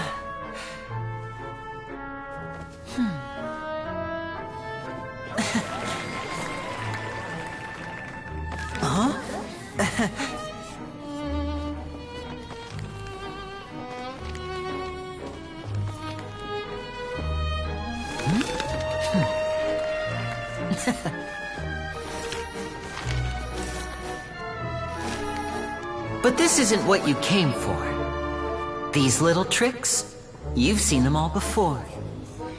So it's time for something truly extraordinary, don't you think? This one's a little tricky.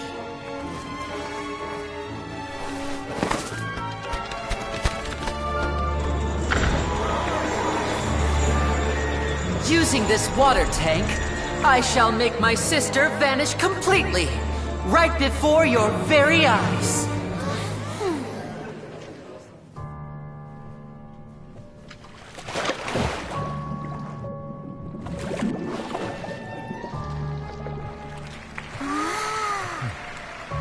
It's actually quite simple.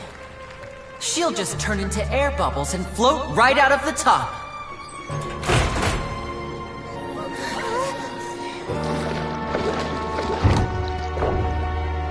Oh no! I told them to check all the props carefully. With the lid on, even air can't escape. An amateur magician would be getting very nervous right around now. Luckily, it's me on stage, so let me show you what a true virtuoso can do.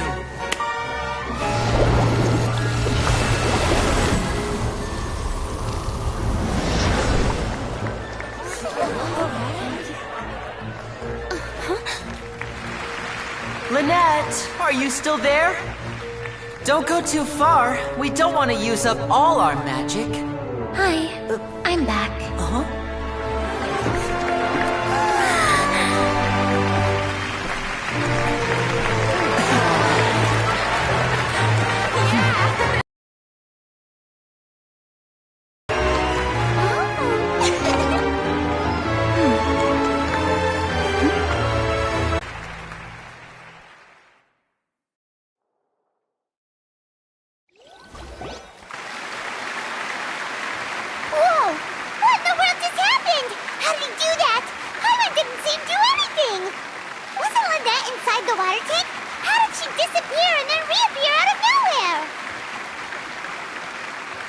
If we could see easily through his tricks, then that would mean that his skills are still lacking.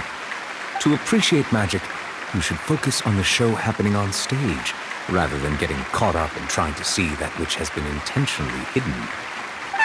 Guess you're right. Paimon couldn't believe her eyes when Lynette reappeared. Amazing! Thank you everyone. I'm glad you enjoyed that performance. But our magical journey has only just begun. I've prepared even more astonishing surprises for everyone here. The magic of transformation and disappearance can go far beyond what you've just seen. I'm sure many of you are thinking that escaping the water tank was impressive enough, but Lynette is still my assistant after all. In which case, I have ample time to make all necessary preparations. So, for my next trick, I will require the participation of one lucky audience member. Please, if my assistants could bring out the magical boxes now. There are 2 boxes, and only 2 boxes. One is here, and one is there in the aisle among the audience. I'm sure many of our clever audience members have already guessed our next magic trick. A swap Our lucky audience member and I will each enter a magic box. After 1 minute, we will each emerge from the opposite box. Now please, everyone pay very close attention to the box you see here. Don't give me any chance to make a move. Wow! How's he gonna do this? Hey, do you think this is all magic tricks, or does Lenny have actual superpowers? The lucky audience member will be generated by this random number selector. It selects numbers entirely at random. Even I don't know who will be chosen to participate. Now then, let's begin. Let me see. Oh, row 7, seat 3. Congratulations!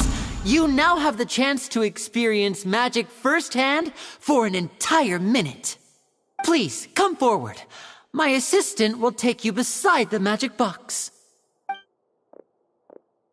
I'm sorry, it might be a little cramped inside, but no need to feel nervous. We've carefully arranged everything for you to be as comfortable as possible. You don't need to do anything, but no matter what strange things may happen, don't come out of the box. If the magic is interrupted, who knows where you might end up? You might even find yourself in the Fortress of Meropide. Oh, okay.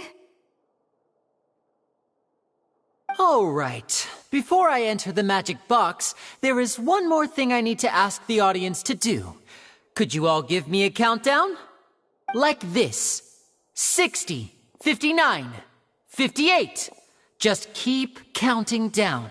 You can go a little faster or slower if you like. I won't be able to see anything in the pitch-black box, so I'll be relying on your voices to know when time is up.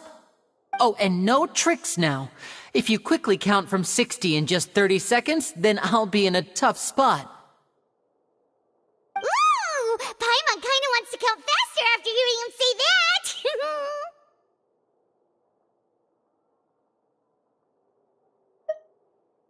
No, that won't do. I can see it in your eyes. You still can't be trusted. Let's practice together. Come on, repeat after me. 60, 59, 58. 60, 59, 58! That's right, perfect. Keep it going. All right, I'll see you all on the other side once you've finished counting.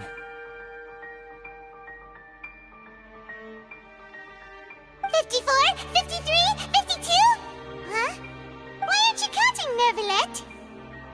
I am counting in my head. I think things are exciting enough in here as it is. Merely a consequence of my identity and personality. Do not worry about me.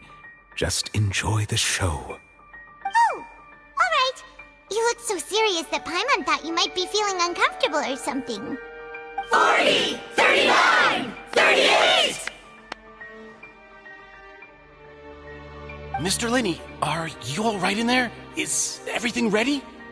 Yes, I'm fine. I'm just double-checking the direction of the magic. It would be a disaster if we get sent to the wrong places.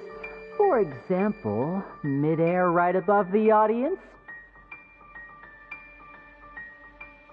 Even though he's saying that, Lenny doesn't seem nervous at all.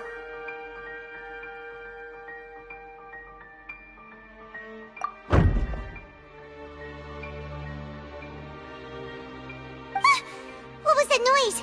Did you hear it too?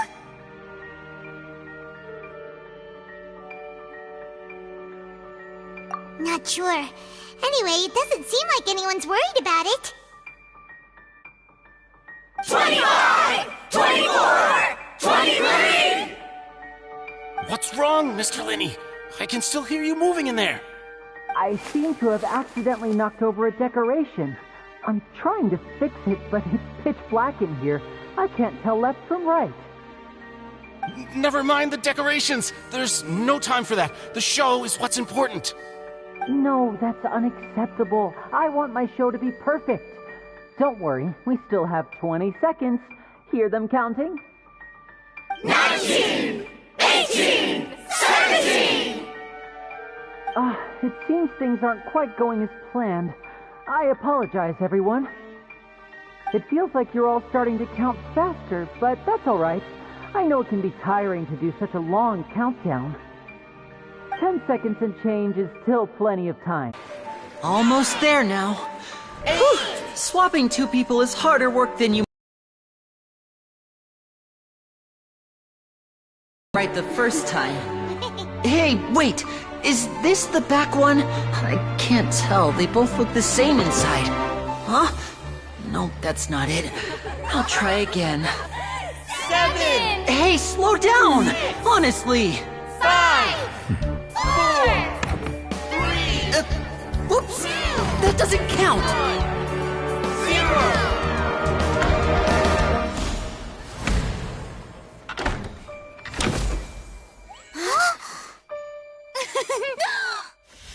Ta-da!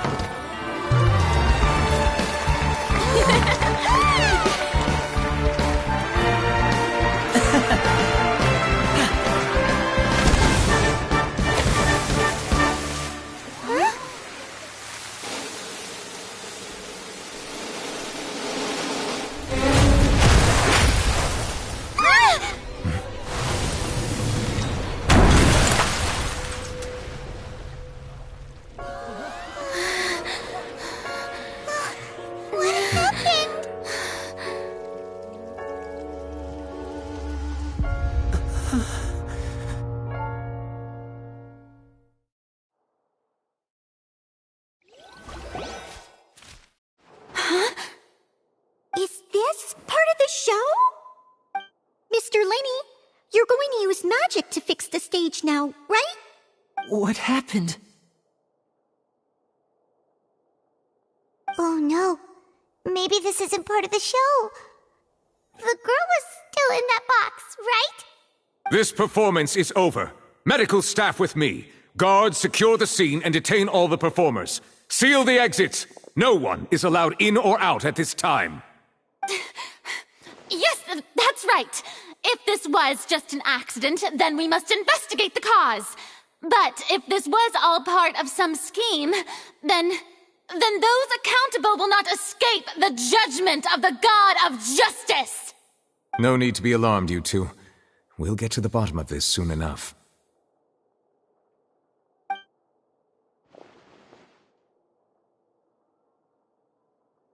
Unfortunately, the person who is in the magic box has been pronounced dead. His name was Cowell, one of the assistants in Linny's magic troupe. Apparently, the fireworks on stage ignited the ropes that were suspending the water tank, which then caused the tank to fall onto the stage. As of now, we are still not sure why we found Cowell in the box, rather than the guest from the audience. And after an initial search of the area, the guards have confirmed that the girl is nowhere to be found. It appears that this incident was not merely some mishap with the performance. And there are many indications that it is connected with the case of the serial disappearances of young women. The serial disappearances case? That's the case that Charlotte mentioned before!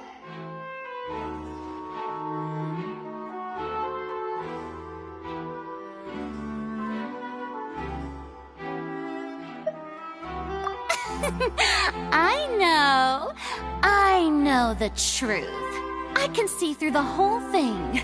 Really, using such a shallow and obvious mystery as his finale. Did he really underestimate us that badly? I say that our powerful magician, Mr. Linny, is now the prime suspect for the serial disappearances case. Huh? Why me? This whole thing was an accident. No, this all occurred during your magic show, did it not? The missing girl disappeared after being chosen, did she not? The deceased is one of your assistants, is he not? Now that I think about it, that whole speech about magicians making things disappear was nothing more than a provocation, a bald-faced challenge. That can't be right! How can Linny do this? He was in the box on the stage the entire time! We can even hear his voice! Besides, before the show, he told us that he would like to catch the criminal behind the disappearances! He couldn't possibly mean catching himself! Save discussion for a later time, please. Lady Farina, may I assume that your comments just now constitute an accusation against Mr. Linney and his associates, and that you are pressing charges? I just think But what Lady Farina said just now makes perfect sense. Looks like she's gonna personally deliver justice. A kidnapping and murder carried out under the cover of a magic show. Lady Farina said it all. I mean, of course, my dear people. But what excites me even more than the obvious truth before our eyes is the opponent I'll be facing. That's right. I mean you, traveler. You'll support Linney, won't you? After all, he was the one who helped you the first time we met. Then there's no problem at all. You know, the Traveler and I already had a duel the first time we met. But with Linney's help, our little duel ended in a draw. But draws really are the most boring possible outcome. So, no more draws. Between the two of us, there must be a clear winner and loser. And what better place to hold such a riveting showdown and decide the true victor than here, on the grandest of stages, the Opera Epiclese. It wasn't a draw. She obviously lost last time. I understand. Charges have now been pressed, and as such, a trial is in order. Well, Traveler, seems Lady Farina has set you in her sights. But putting her dramatic rhetoric aside for a moment, I would like to ask you, are you willing to act as Mr. Linney's attorney and defend him in this case? Very well. The trial will be held a day from now in the Opera House. Both sides may investigate the scene to build their cases and search for the truth.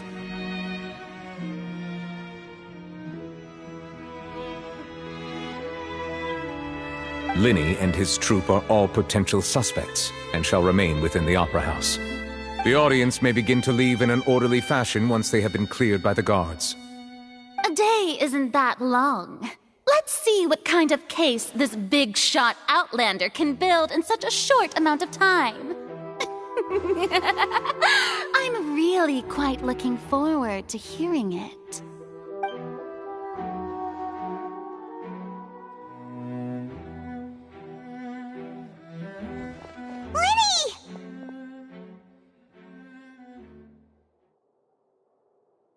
Sorry about everything that happened just now.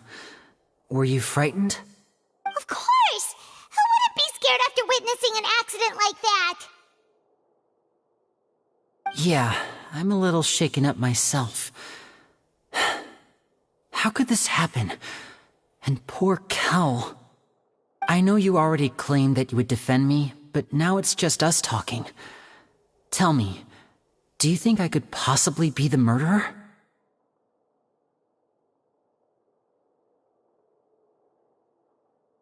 Good to hear. Thank you so much for trusting me. I'm sure everyone sees me as the biggest suspect at this point. But, if you ask me, the whole thing is mysteries layered upon mysteries, such that all that's left is confusion. I don't know whether what happened there on the stage was purely an accident or not, and I don't know why poor Cal was in the box. As for how that girl chosen from the audience could suddenly disappear, I'm afraid I don't have any answers either. If someone tampered with my performance, then we need to figure out what they did. Even a skilled and knowledgeable magician like myself couldn't pull all that off in just 1 minute. Which is precisely why we need to investigate! As this book says, the impossible could not have happened. Whatever happened, that which is possible.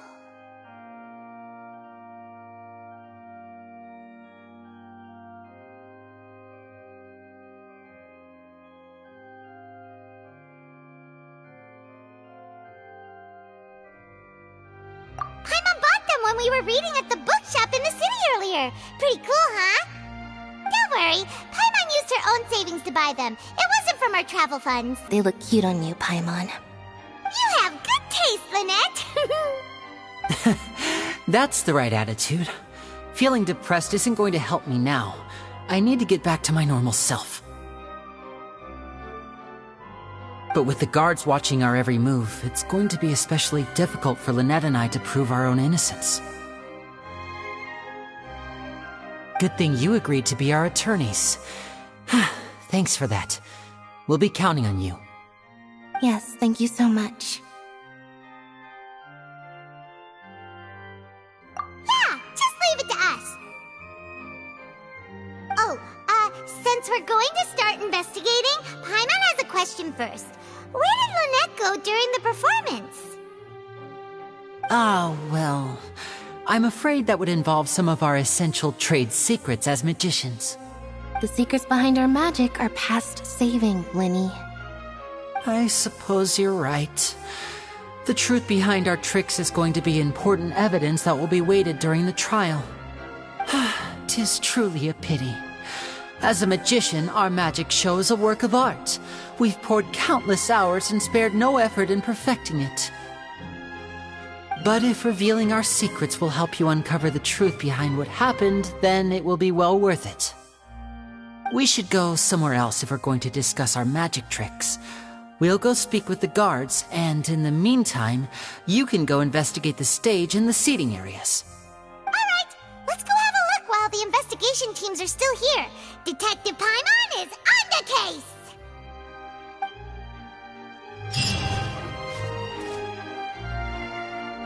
Hello, officer. How's the investigation going? I see. You must be the traveler that Lady Farina mentioned. Listen, I'll be perfectly honest with you. I'd avoid getting mixed up in this whirlpool of a mess if I were you. Huh? What do you mean? Come with me and you'll see. The deceased is one of Linny's assistants, named Cal. Even though he hadn't joined the troupe long, he was hardworking and everyone generally liked him. The assistants are usually in charge of setting up and inspecting the props, as well as assisting with the show and keeping the crowd engaged. As you probably saw when you were in the audience, the water tank suddenly fell and smashed the box with Cowl inside it. This is the real mystery. We've already searched the scene and were unable to find any traces of the girl. However, if you look carefully, the box was positioned directly under the water tank. The ropes holding the tank were then burned by the pyrotechnics on stage, causing them to snap. All these factors lining up so perfectly makes it hard to see this as a mere accident. If anything, the more logical explanation is that the whole incident was intentionally planned, and Linny is the most likely person to have access to all these areas. But he doesn't have a motive! Are you both good friends of his? Well, you can't say we're good friends, but we've known each other for a little while. So in just a short time, he was not only able to win your trust, but even convince you to act as his attorneys. I know there's no such thing as magic. The real trick of a magician is holding the audience in the palm of their hand. I've seen a lot of cases, and I can tell you that people are the least reliable kind of evidence. Sorry, I tend to be pretty straightforward. Just know that I'm warning you for your own good. Anyway, you may investigate the scene of the crime yourselves if you're curious. Who knows, maybe you'll be able to come up with some new evidence.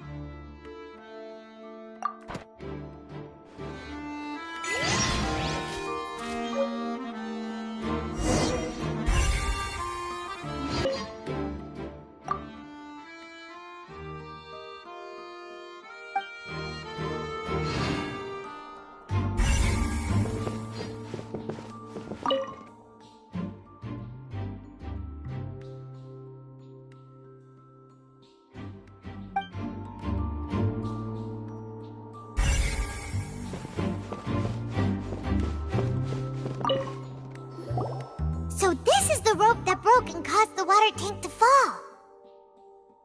The rope looks pretty durable. How can it be burned through so quickly by fireworks?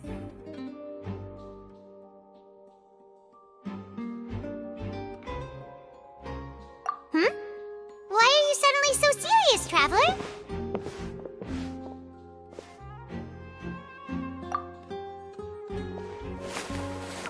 Whoa! Look! This bit is made from different material! Most of it was burned away, but there's still a little bit of it left. Huh. So if a rope meant to hold something was made with that kind of material in it, then that means... Wait! Why don't you write all this down? Let's take notes!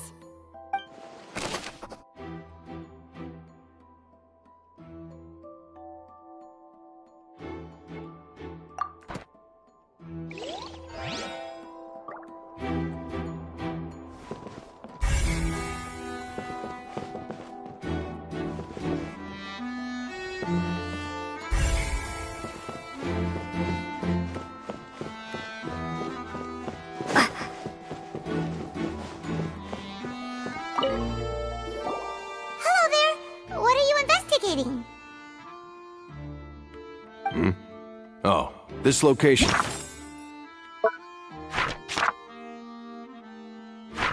Has also been cordoned off because the Magic Troop members are currently considered prime suspects. The investigation team is still collecting evidence. The seats were all booked in advance, so we were able to deduce the missing woman's identity by checking the guest list.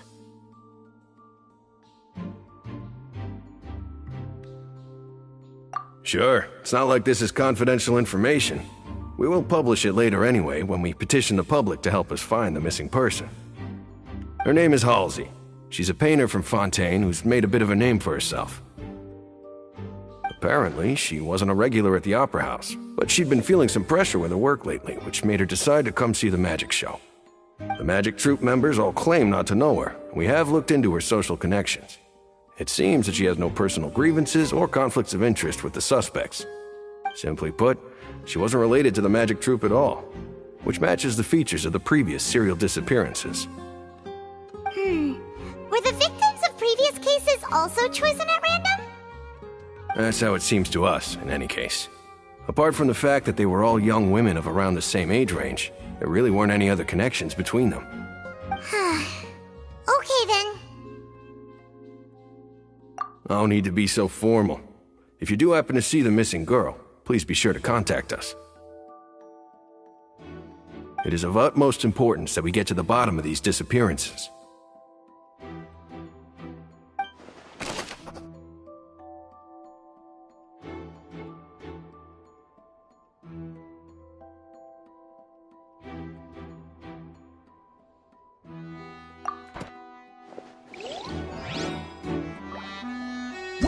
Whoever the murderer was, they must have made preparations well beforehand. Whoever the murderer... Why would it be him? How strange. Gosh, no wonder the serial disappearances never got solved.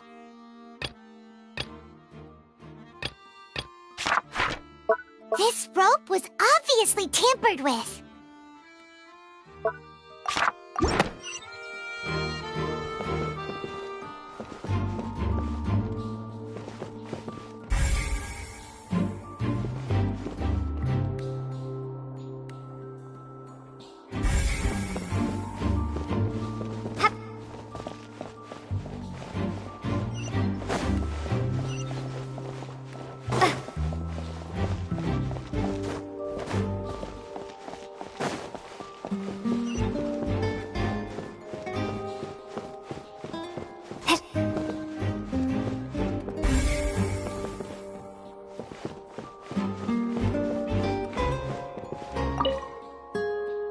Go ahead, have a look around. In the end, we're both after the truth.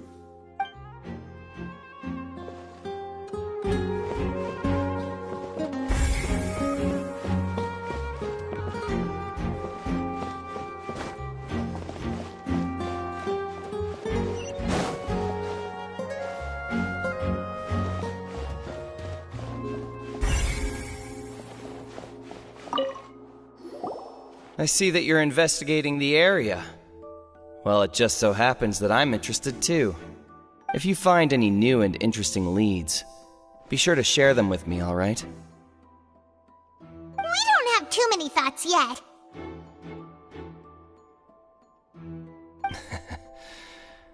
Then why don't I tell you my hypothesis first? The way I see it. And I'll start it with that loud thud. The thud? Oh, you mean the sound that happened during the countdown? Yes, exactly. It wasn't terribly loud, but I suspect that most people heard it. It's just that everyone was awaiting the results of Lenny's trick with bated breath, so no one paid it much mind. But now that the incident has happened, the thud has become an important clue. That makes sense. So, what do you make of it? I'm of the opinion that it may have been the sound of Lenny's accomplice. Lynette, perhaps. Jumping atop the water tank, or something like that. And when the pyrotechnics went off, she cut the rope, sending the water tank crashing down. But wasn't the noise we heard too loud for that? Perhaps the balance wasn't right, leading to a particularly rough landing. Oh, that's true. I suppose I must reconsider. That does remind Paimon, though. What was with that sound?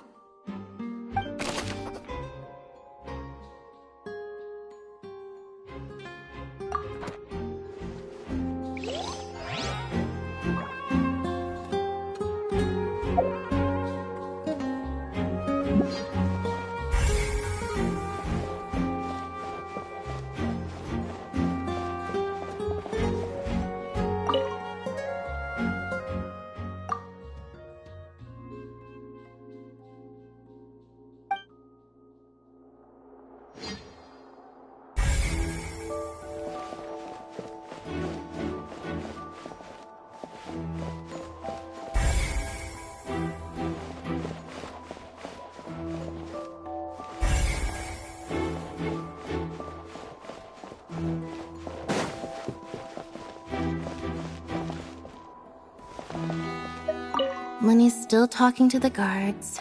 It seems he'll have a lot of explaining to do.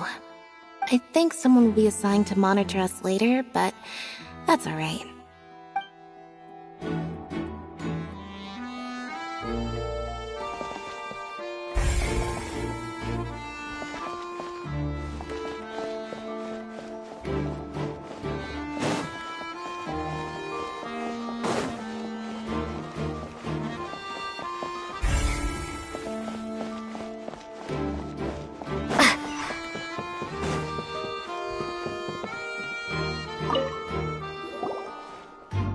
The investigation team has some new findings. Turns out there's an issue with the random number selector after all. See, I told you. What if the machine picked some big guy's seat? You think the murderer would have still made his move then? Sorry to interrupt, but we're helping Lenny and Lynette with their side of the investigation. What were you saying about the number selector? There's something wrong with it? You're trying to help them? That'll be a tall order. Lenny used the machine to pick a random member of the audience during his performance, right? The lucky girl that later disappeared. Well, we thought there might be a serious problem with the machine, so we had it taken away for further inspection. It turns out that the seat number it picked wasn't random at all. The machine picks that same number every time. I'm sure you already know that you have to make a reservation in advance to get a seat, regardless of whether it's a trial or some performance. In other words, Lenny knew who would be sitting where from the very beginning. That much checks out. Lenny reserved our seats for us, too. Bet you see why I was saying it'd be tough to make a case for Lenny.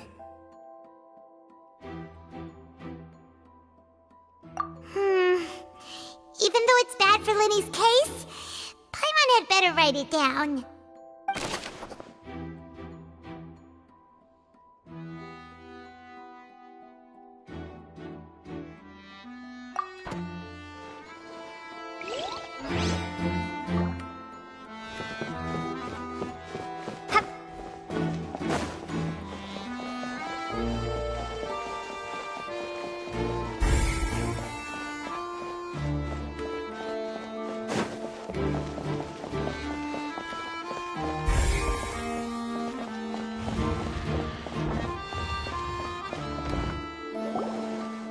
You! Yes, both of you! Over here!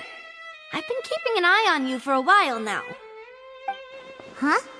You mean us? That's right. If I'm not mistaken, you're also among those who wish to cut down the thorns and pursue the truth. No? And by the looks of it, you're not from Fontaine. Well, you're right on the more about that one, but who are you? Have you never heard of the Spina di Rosula? From mediating disputes and providing protection to solving conundrums, you name it, Spina di Rosula does it. And I, Navia, have the honor of being its renowned president. Though those who play by our rules call me boss. I'm Silver, her attendant. Pleased to meet you. And I'm Melus. Demoiselle's various daily needs and affairs are under my purview. Huh? Boss? Demoiselle? What gives with the names? Well, I am the second generation president. Melus and the others are still used to my previous title. My apologies, Demoiselle. Should you prefer, boss, I will endeavor to use that instead. No need. You don't have to call me boss. Just Navia is fine. Okay, if you say so. Not that we're members of Spina di Rosula anyway. All merely trifling details. Never mind. Now, back to the situation at hand.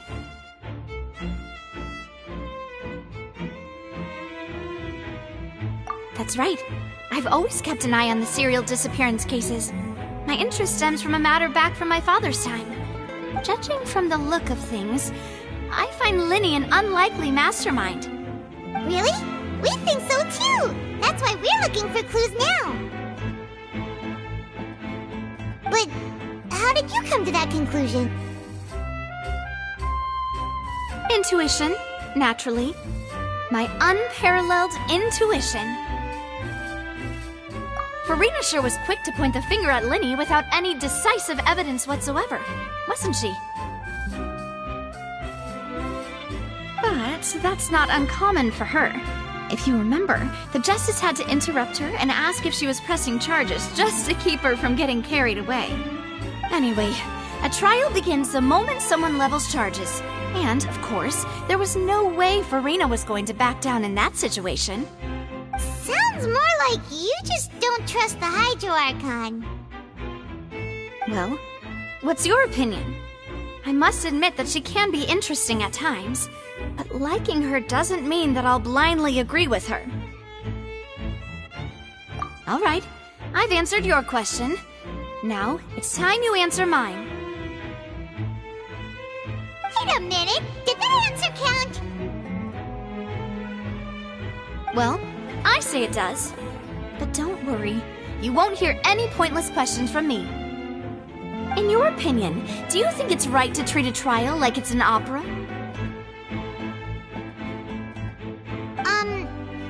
Well?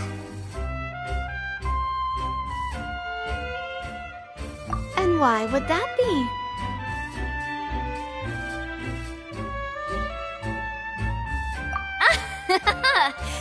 See, Silver and Melus? I told you they'd be different. Most astute of you, Demoiselle. I, too, think that the Traveler's response was most excellent.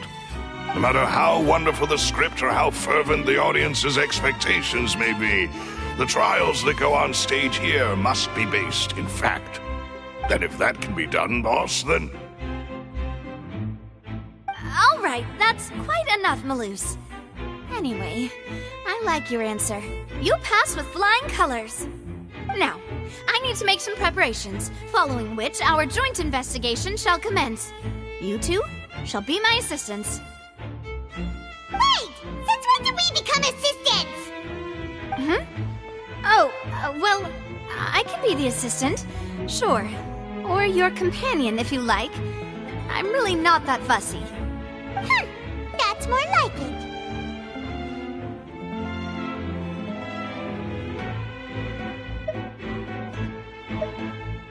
Far be it from me to brag, but I believe that Demoiselle's intuition will be instrumental in uncovering the truth. You wish to save a friend from false accusations, and we wish to unravel the disappearances. In this sense, our goals are aligned. You have a point. You're quite the talker, aren't you, mister? And what about you over there? What do you think? You seem like you've got something on your mind. I have nothing to add. Oh, alrighty then. We'll be making some preparations first. Just be sure to let us know if they start revealing Linny's tricks. Thanks!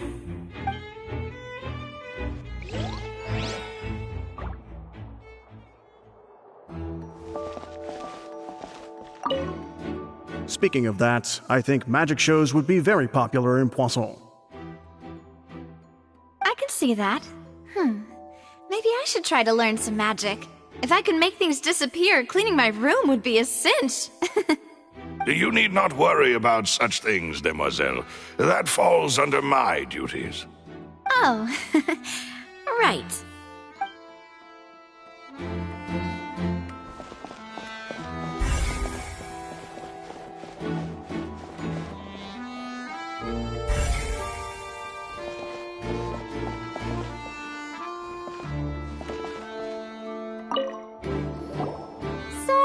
But no one can freely enter or exit the Opera House at the moment. If you wish to leave, you must register your identity with us first. No, we're not leaving. We're representing Linny and Lynette as attorneys, so we're investigating the case. Were you always guarding this entrance? Yes. After the Chief Justice gave the order, everyone coming in or out must undergo a strict inspection. So, the missing girl couldn't have left from here. At least, not from that point on. I doubt there was much opportunity then, either. How can you be so sure, Well, because I was in charge of security near the entrance at that time. I couldn't see Linny's performance from here, which was quite a shame. Just my luck. But still, I did not abandon my post, and I stayed put no matter how loud the applause was. If someone had so much as even approached the door, I would have noticed it, let alone if they had tried to leave. We Melusines are good at that sort of thing, you know. So, it's safe to say the girl couldn't have left through here. Alright, thank you for your help. This will be useful info.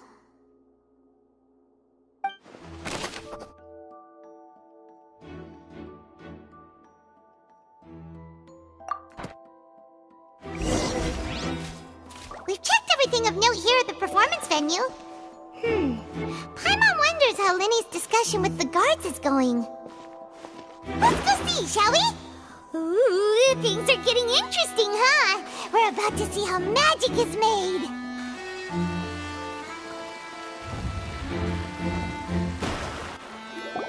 Understood. Then I will be going with you. Just so you're aware, I will be monitoring your actions and making notes as necessary. Very good. Thanks for being so agreeable. I'd pull a rose out of my hat as a gift for you if I could.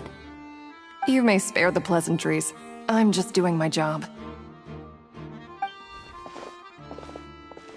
You've arrived. Who's this? Me? I'm Spina di Rosula's guardian angel. If you've got a problem, I've got the firepower. Sorry, I got a little carried away there. Call me Navia. I'm a partner of theirs, and will be helping investigate this whole situation. And these are my companions. Would you mind if they join as well?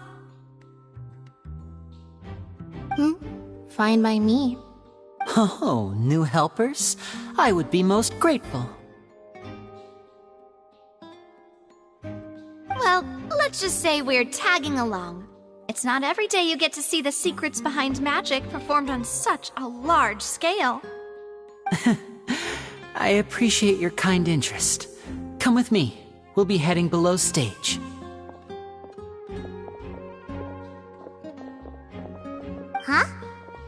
stage? Yes, a world of secrets is hidden beneath this magic box, prepared specifically for this switcheroo trick. But before I reveal everything, you should have a look first. Notice anything strange here?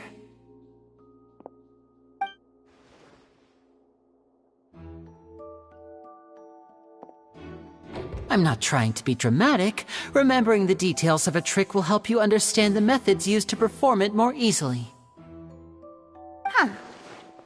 Weren't there balloons and other decorations here? Where did all that go? Ah, good eye. That said, you're still far from discovering the answer. The back? You mean the inside of the door? What's different about it? Paimon didn't notice anything. Very good indeed. I thought you might not be able to catch that, given that you were sitting in the first row. The back of this door was patterned. Those patterns are now gone, replaced by a smooth wooden board.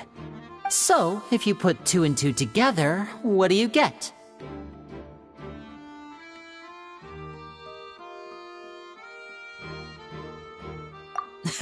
Exactly. All right, let's go. I'll tell you how it works as we head down.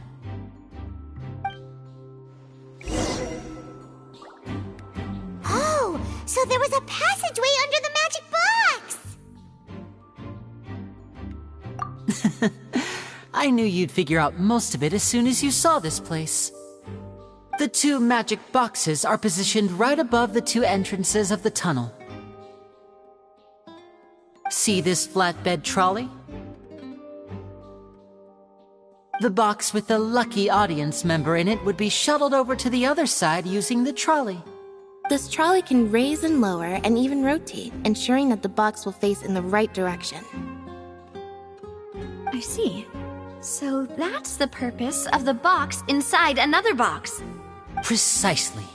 The inner box would descend after the audience member was put inside and be moved along the trolley, all while the outer box would remain on stage as if nothing had ever changed. So that's how you did it! Once the box was lowered, the trolley would store some energy through this device here, with which it would complete the rest of the steps. The audience member would only be able to feel some slight movements in the dark, and by the time she walked out, she would already be back on stage. Right! You were talking that whole time, and you even came out for a moment near the end! Ah, yes. A phonograph operated by Lynette was used to achieve that effect. My assistant and I had already scripted our conversation beforehand. When the countdown began, I had already gone to the opposite box via a tunnel using that ladder. And what about Lynette? Where was she? I was in the mezzanine space in the back of the box. Oh, interesting! That's how we were able to coordinate Linny's lines with the assistant. And, by the way, I was the one who walked out of the box at the end. I mean, we are twins. All it takes is a change of clothes and no one can tell who's who. And that's my favorite part of this trick. Only Lynette and I can perform it. So that's how it all worked! Wow, every detail you revealed was more amazing than the last! Lynette would briefly walk out of the box and then go back in, jumping into the tunnel and escaping before the box on the trolley could finish ascending. And then I walk out of the other box in the audience area, and the trick would be complete. The operative word here being would. But as you saw, Cal was in the box, not our audience member. She, on the other hand, mysteriously vanished. We really don't know how that happened. If not for that interlude, this would have been an astonishing trick. I probably never would have figured out how you pulled it off. And yet, to think that someone was able to use this magic trick to commit a crime. Could we have a look around? I think we can come up with some more leads. This is the scene of the crime, so Linny and Lynette are not permitted to stay here. I'll escort them back up. Yes, of course. No need to be so strict now. I won't disappear into thin air, you know. Thanks, everyone. We're counting on you.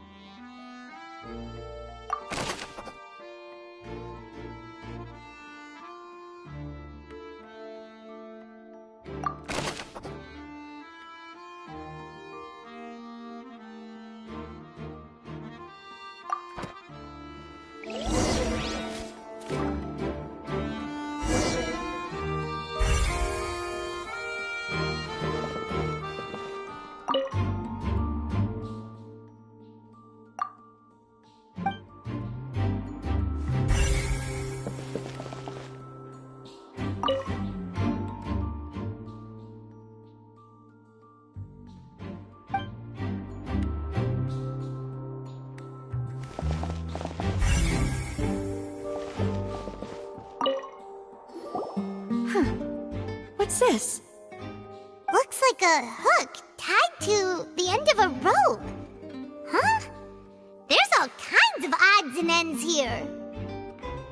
Perhaps it was a prop for a different trick. But why would it have been left here?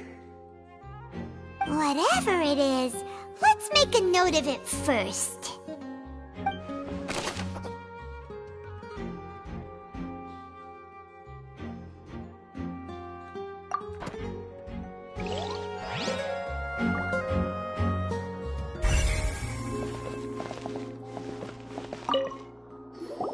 The floor is wet. Please be careful not to slip. Speaking of which, why would there be water here? Oh! Paimon knows! It's one of those tricks where you pour water into a jug and then flip the jug over only for the water to disappear? And here's a broken vase! Huh. Did the trolley knock it down while moving? That can't be. The trolley moves along tracks from start to finish. It couldn't have hit the vase at this distance. Let's note this down too and think about it later.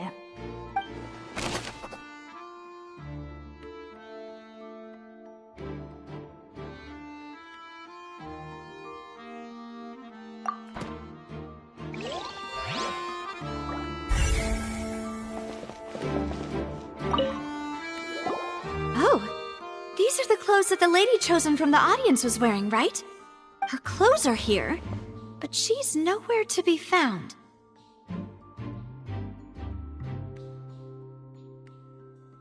Right! And do you really need to do that if you're kidnapping them? Ugh, this is so confusing. Paimon doesn't want to be a detective anymore.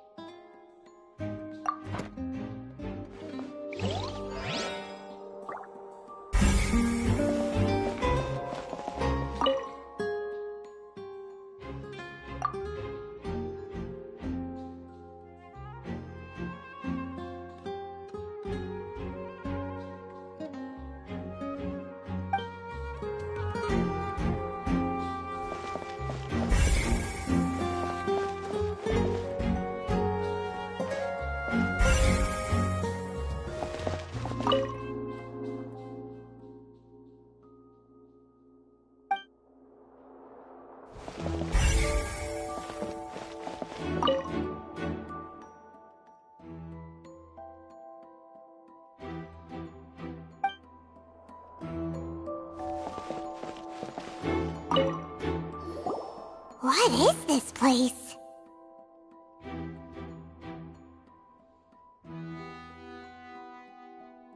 It seems someone could fit through here.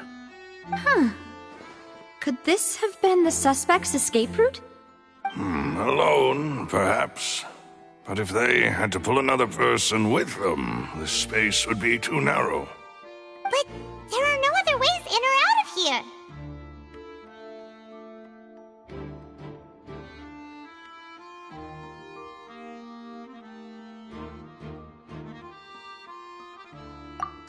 You're right! Let Paimon write that down.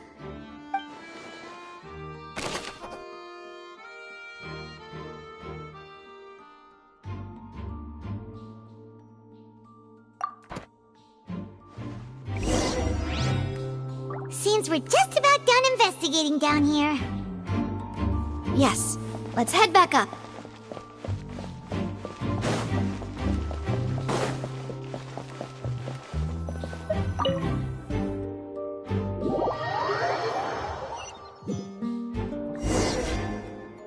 Well, we've ascertained the state of the crime scene. Let's find a place to sort out our findings once Malus returns. Seems to me that there are several things that don't add up here. Apologies for the wait, demoiselle. So, what did the guards say? Did the criminal escape through the vent? They believe the odds of that are very low, since the vent leads to the Opera House's basement. The guards have checked the area carefully. No one left through the basement during the performance or after the incident, and no one was found hiding there.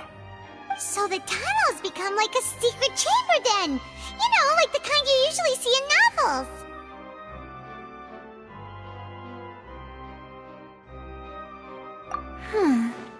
The plot thickens.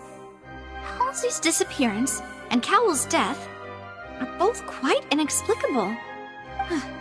No wonder Farina was so confident in her accusation.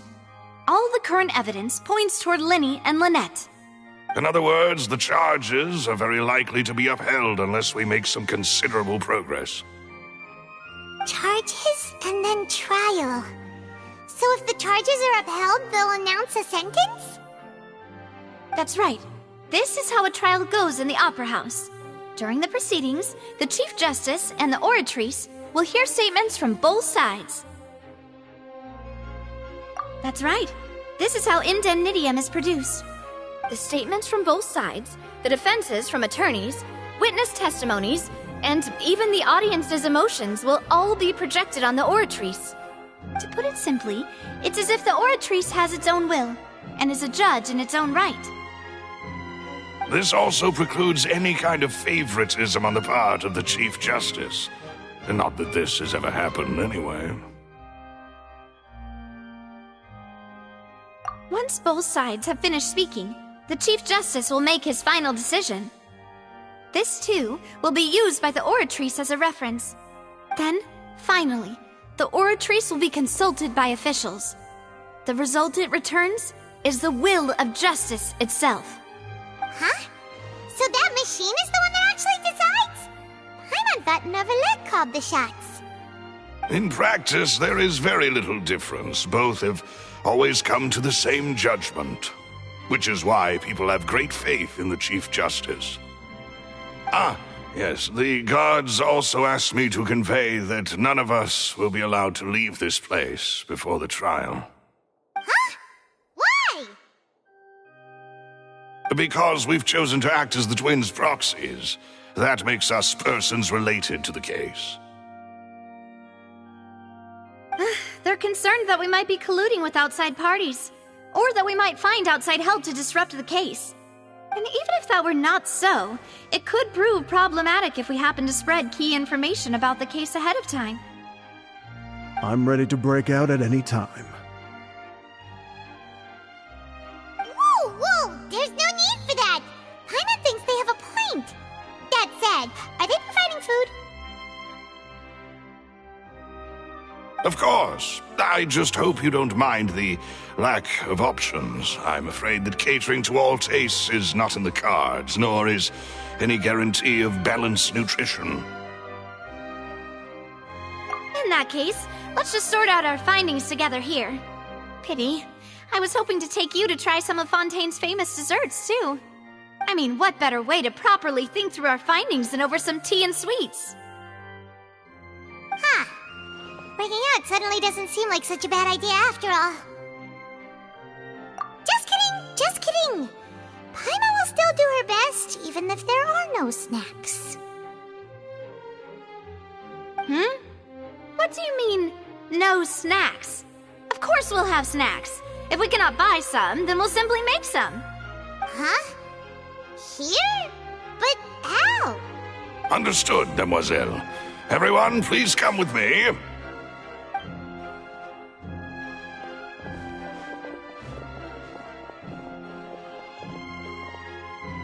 Wait, you're carrying a portable stove with you? Yes, I must be prepared to meet the Demoiselle's baking needs whenever the fancy strikes her. I have eggs, sugar, and almonds at the ready. Good work, you two. Then I'll get to it. Please sit tight for a moment. You'll get to taste my awesome snacks soon enough. These three are quite the interesting group.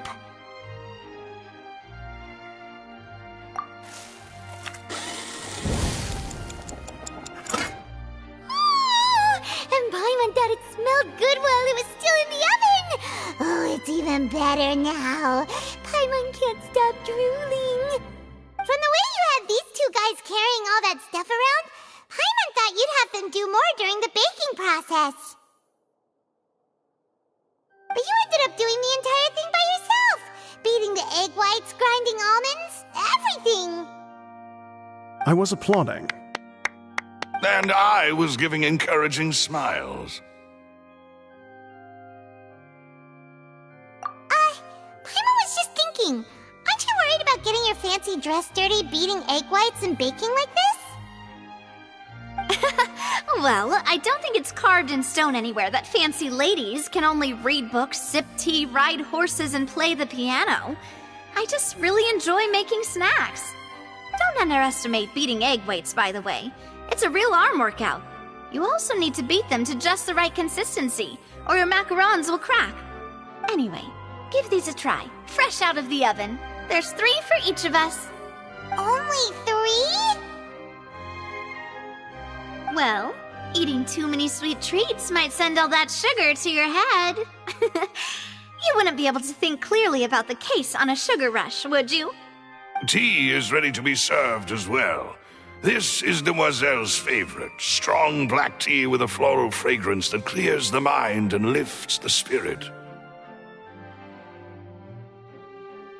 No need for concern. I'm merely doing as I should.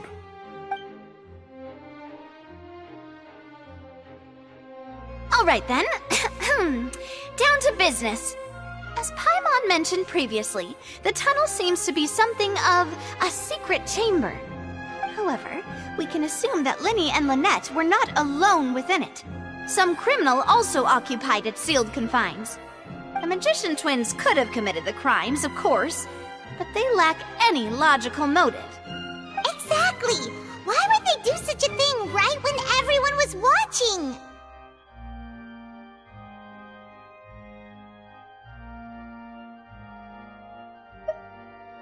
The flower vase and the thud we heard during the performance could indicate some altercation between Halsey and the criminal in the tunnel, resulting in the shattering of the vase, the discarding of her clothes, and her abduction. Perhaps the criminal thought that since she was chosen from the crowd, she would be too easy to identify if she was still wearing the same clothes.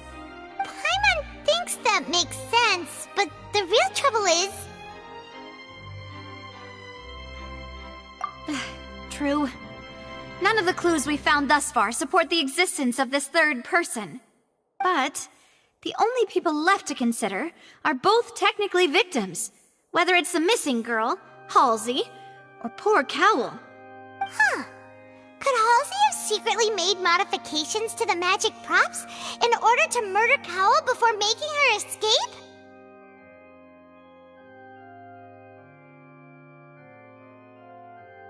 That's right. And even if she had tampered with the setup, she would need to understand the entire trick to pull it off. Nor does she have any motive.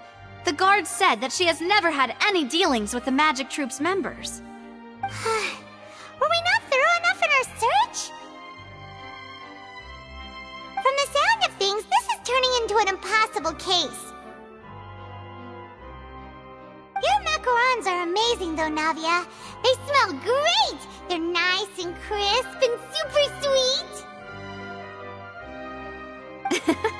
They are my specialty after all. And I see you've already had 5 of them. What? 5? Oh, that can't be right.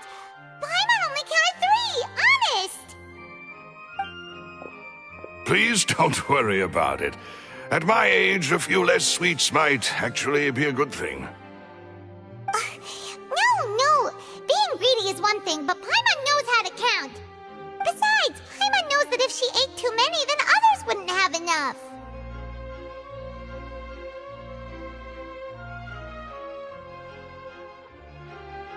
Wait, even you don't believe Paimon? How could you? If Paimon ate those 2 extra macarons, then may they turn into stone in her stomach! All right, we get it. Well, I suppose one of us might have gotten too engrossed in our chat and eaten them by mistake. No big deal. Maloose, set up the stove again if you would. Huh? What are you doing? Making sure everyone gets 3 macarons, of course. Exactly. We don't want to trouble you. As you wish, demoiselle. And I have the egg, sugar, and almonds. Well, this really is your hobby, huh?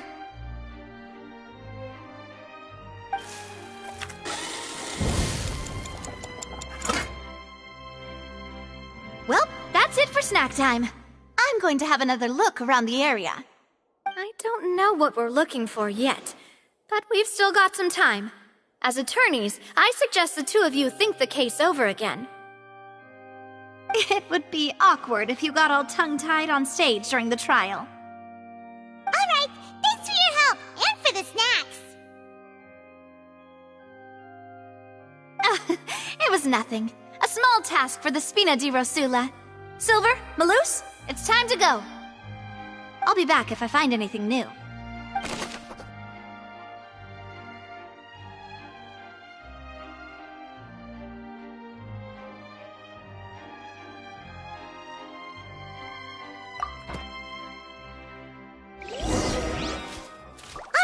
It's time to put our heads together. We've got to get our defense ready for the trial. Oh, it's probably gonna be a long and difficult case. There's no point in worrying about that now. We just need to prepare. Here, take Paimon's notes. They should help you review the situation.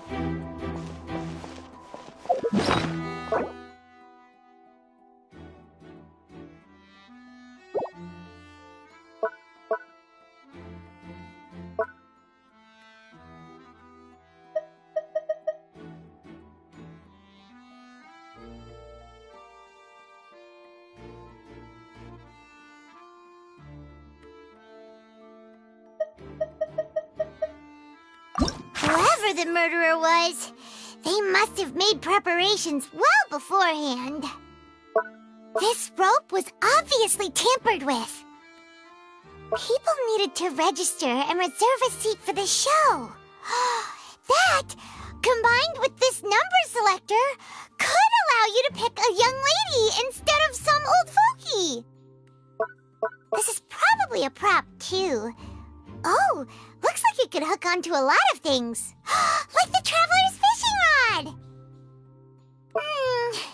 This flower vase is probably a prop for the show. But it also could have been used in the crime. Paimon doesn't get this at all. You think about it for a bit, Traveler. Why would it be him? How strange.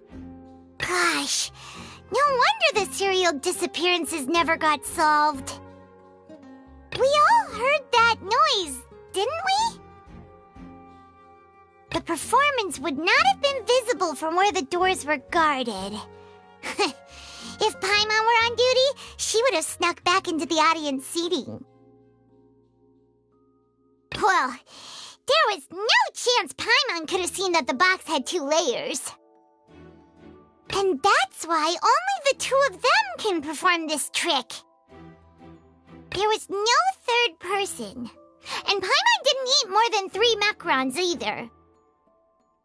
Digging a tunnel just for a magic trick? Whew, that must have been a lot of work. That size wouldn't have been a problem for Paimon.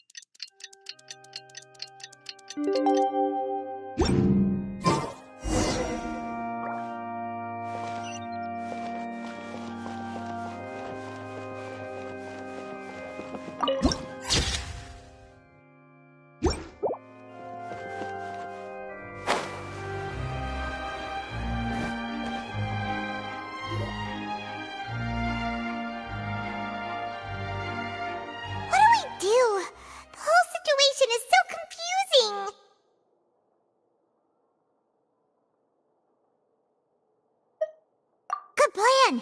Impossible things don't just happen. We'll get to the truth one way or another. Just relax. Even if everyone else suspects Lenny and Lynette, at least we will be supporting them from the stands. Besides, I doubt Farina understands any more about what happened than we do. Thanks, Navia. Well, we'll be going then. Best of luck to you.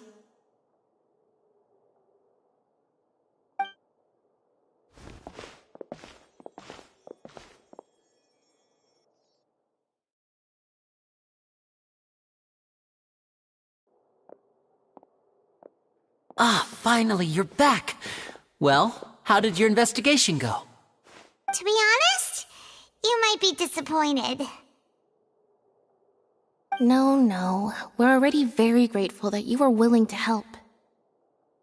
Well now, don't you all look disappointed. Don't tell me that your investigation came up empty-handed.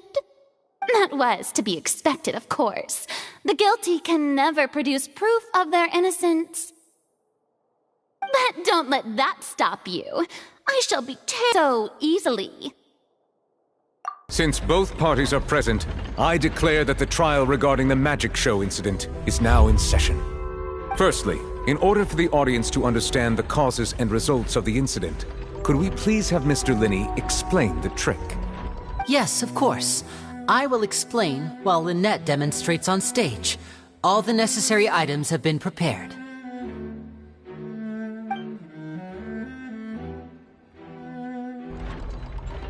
In that case, I take your statement to be that you ran to and remained hidden within. Mr. Linney is clearly lying. There is no way you could have been in the box the whole time if you were to abduct Halsey and murder Cowell. In fact, I'd say you were hardly in that tunnel at all. That is simply your hypothesis based on the presumption that I'm guilty. Oh, is that so? And if I may ask, what did you hear while you were inside your box? The roaring countdown of the crowd, of course. That's how I kept track of the time and built anticipation for the finale. And you didn't hear anything else at all? Nothing that might leave an impression of any kind? No, nothing. I see. But when the count reached 30 seconds or so, there was a thud. One so loud that I believe practically everyone heard it. Huh? Hey, hang on. Something's not right here.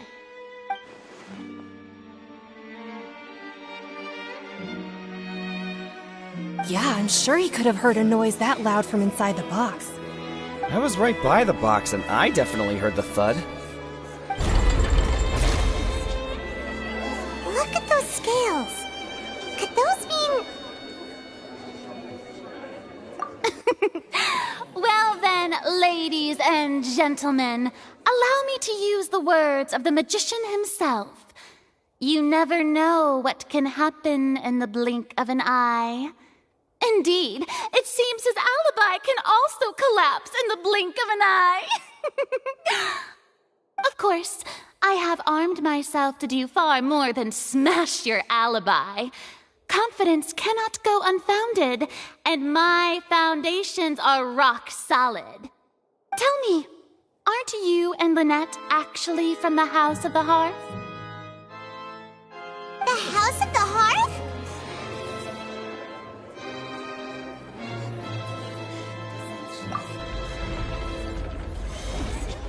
No wonder they did something like this. So the serial disappearances were the Fatui's doing. Now it all makes sense. I've got a feeling that what happened on stage probably wasn't just an accident. That's irrelevant. Our identities have nothing to do with what happened. Indeed. Then perhaps you could tell us everything that happened during that 1 minute. Your first priority is to prove yourself innocent after all. I'm sure there is little that needs to be kept secret now. Unless your script already has holes in it. The Outlander is speechless. My, oh my, don't they look flabbergasted? Now comes the infighting and discord, I suppose. This was almost too easy. Good thing I made all those preparations. Seems the all-nighter I pulled last night is really paying off. Hey, Linny! Why didn't you tell us this before?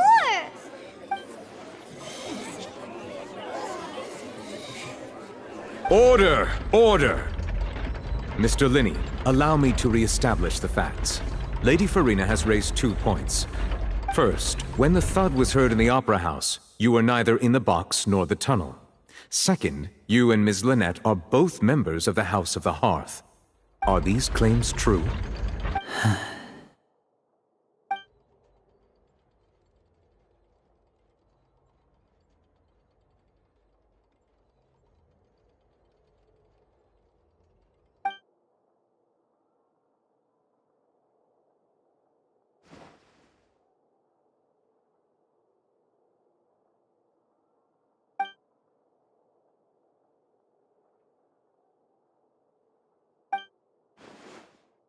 Please answer my question, Mr. Linney.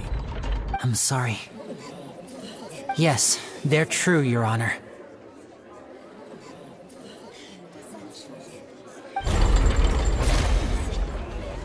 I knew it! Well, that's it. We might as well move on to the sentencing already. What should we do now? Granted.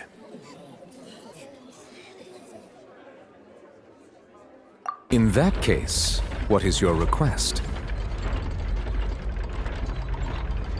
Is that really necessary? They're already as good as guilty. The defendant deceived their own attorneys. What is there left to discuss?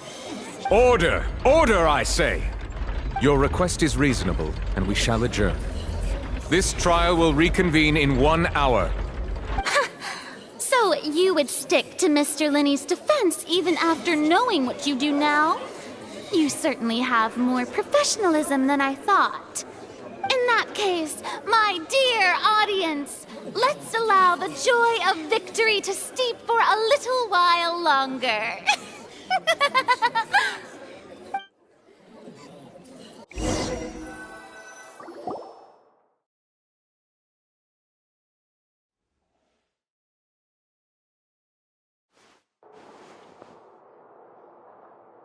Well, this is awkward. I didn't think the Hydro Archon would dig all that up. I'm sorry, Traveler and Paimon. Yeah, sorry. Paimon doesn't know where to start. We trusted you two. We based our entire reasoning on the assumption that you weren't bad guys. Not to set the wrong tone or anything, but Paimon's really mad! I'm very sorry. I know you're angry, and reasonably so, but please, let me explain. I know you've clashed with the Fatui several times before. I wouldn't be surprised if just hearing the word is enough to make you upset. But our organization is very, very large, and the Harbingers have very different personalities and goals. Right now, we want to save people. As many as we can. That's right. I'm sure we're on the same page when it comes to this nation and the disaster that its people might face. I knew if it weren't for our respective identities, we could become good friends. That's why I didn't wish to flat out lie to you, but chose to hide some details instead. The truth is very important, but being completely transparent about everything would see us spending more effort than we need to.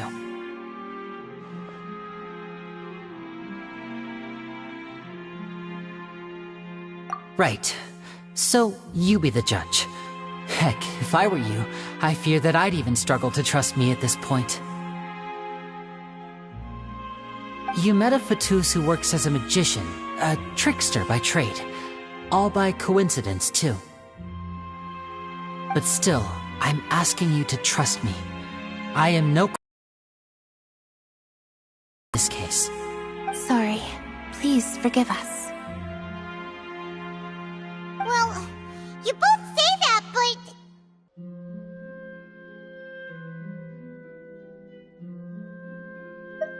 Right, let's hear your answer first, and no lies now! Of course. I'll answer any question you ask. We've been trying to find out how the Oratrice operates. We want to know why it has a consciousness. Why can it deliver sentences accurately?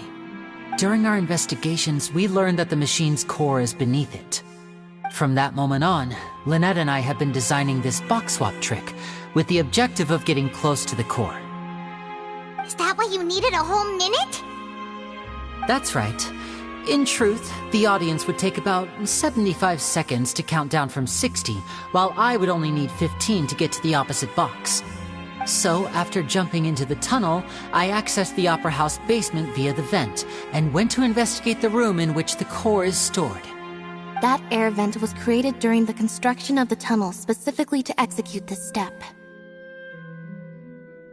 Well, nothing. As soon as I reached that room and was about to investigate, I heard someone's voice. Which should have been impossible, of course. I was quite certain that I was the only one in the room. That voice seemed to recognize me and tried to speak to me. I chose to err on the side of caution and retreated the way I came. On the way back, I saw the broken vase and the clothes on the ground, but the countdown was almost finished, so there wasn't time to give it any thought. After that, the homicide occurred just as you saw. Well, that explains why you didn't hear the thud.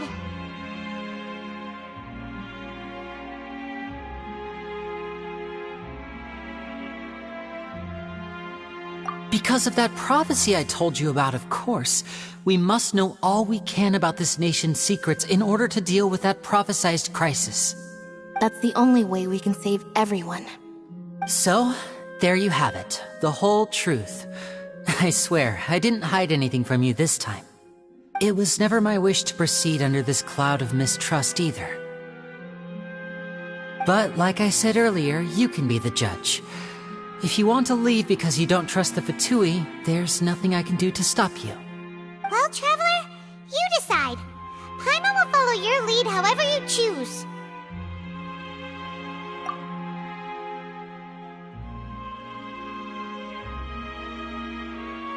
Okay, thank you. Thanks for giving us a chance. The current problem is that the scales are tipped pretty badly against you two. If we want to refute the Hydro Archon's accusations, we're gonna need a seriously watertight defense.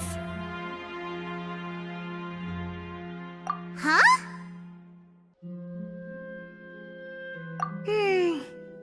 Oh, Paimon thinks she gets what you mean.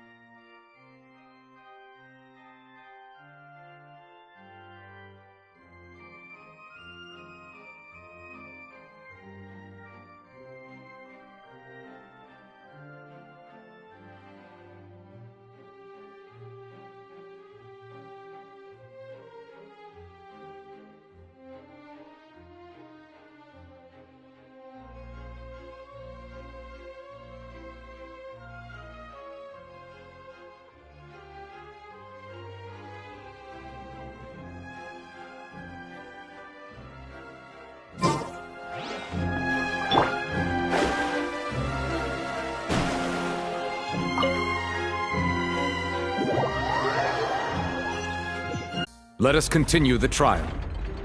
When last we left off, Mr. Linney acknowledged. Therefore, Lady Farina may continue.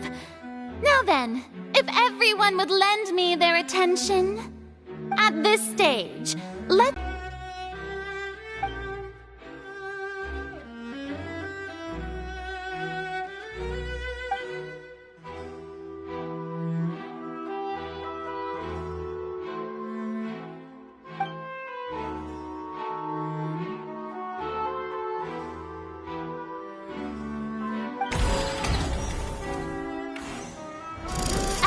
countdown began, he entered the tunnel. When the flatbed trolley passed, he opened the box and got into an altercation with Halsey, which caused the loud thud. He did not realize that this sound could be heard by everyone in the opera house, which is why he claimed earlier that he could not hear the sound. Finally, he used the vase to knock her out, before making her change clothes to prevent others from recognizing her. At this time, Cowell arrived in the tunnel, red-handed. So Linny proceeded to knock him out too before stuffing him into that box. Afterward, Linny passed the unconscious Halsey to his accomplice through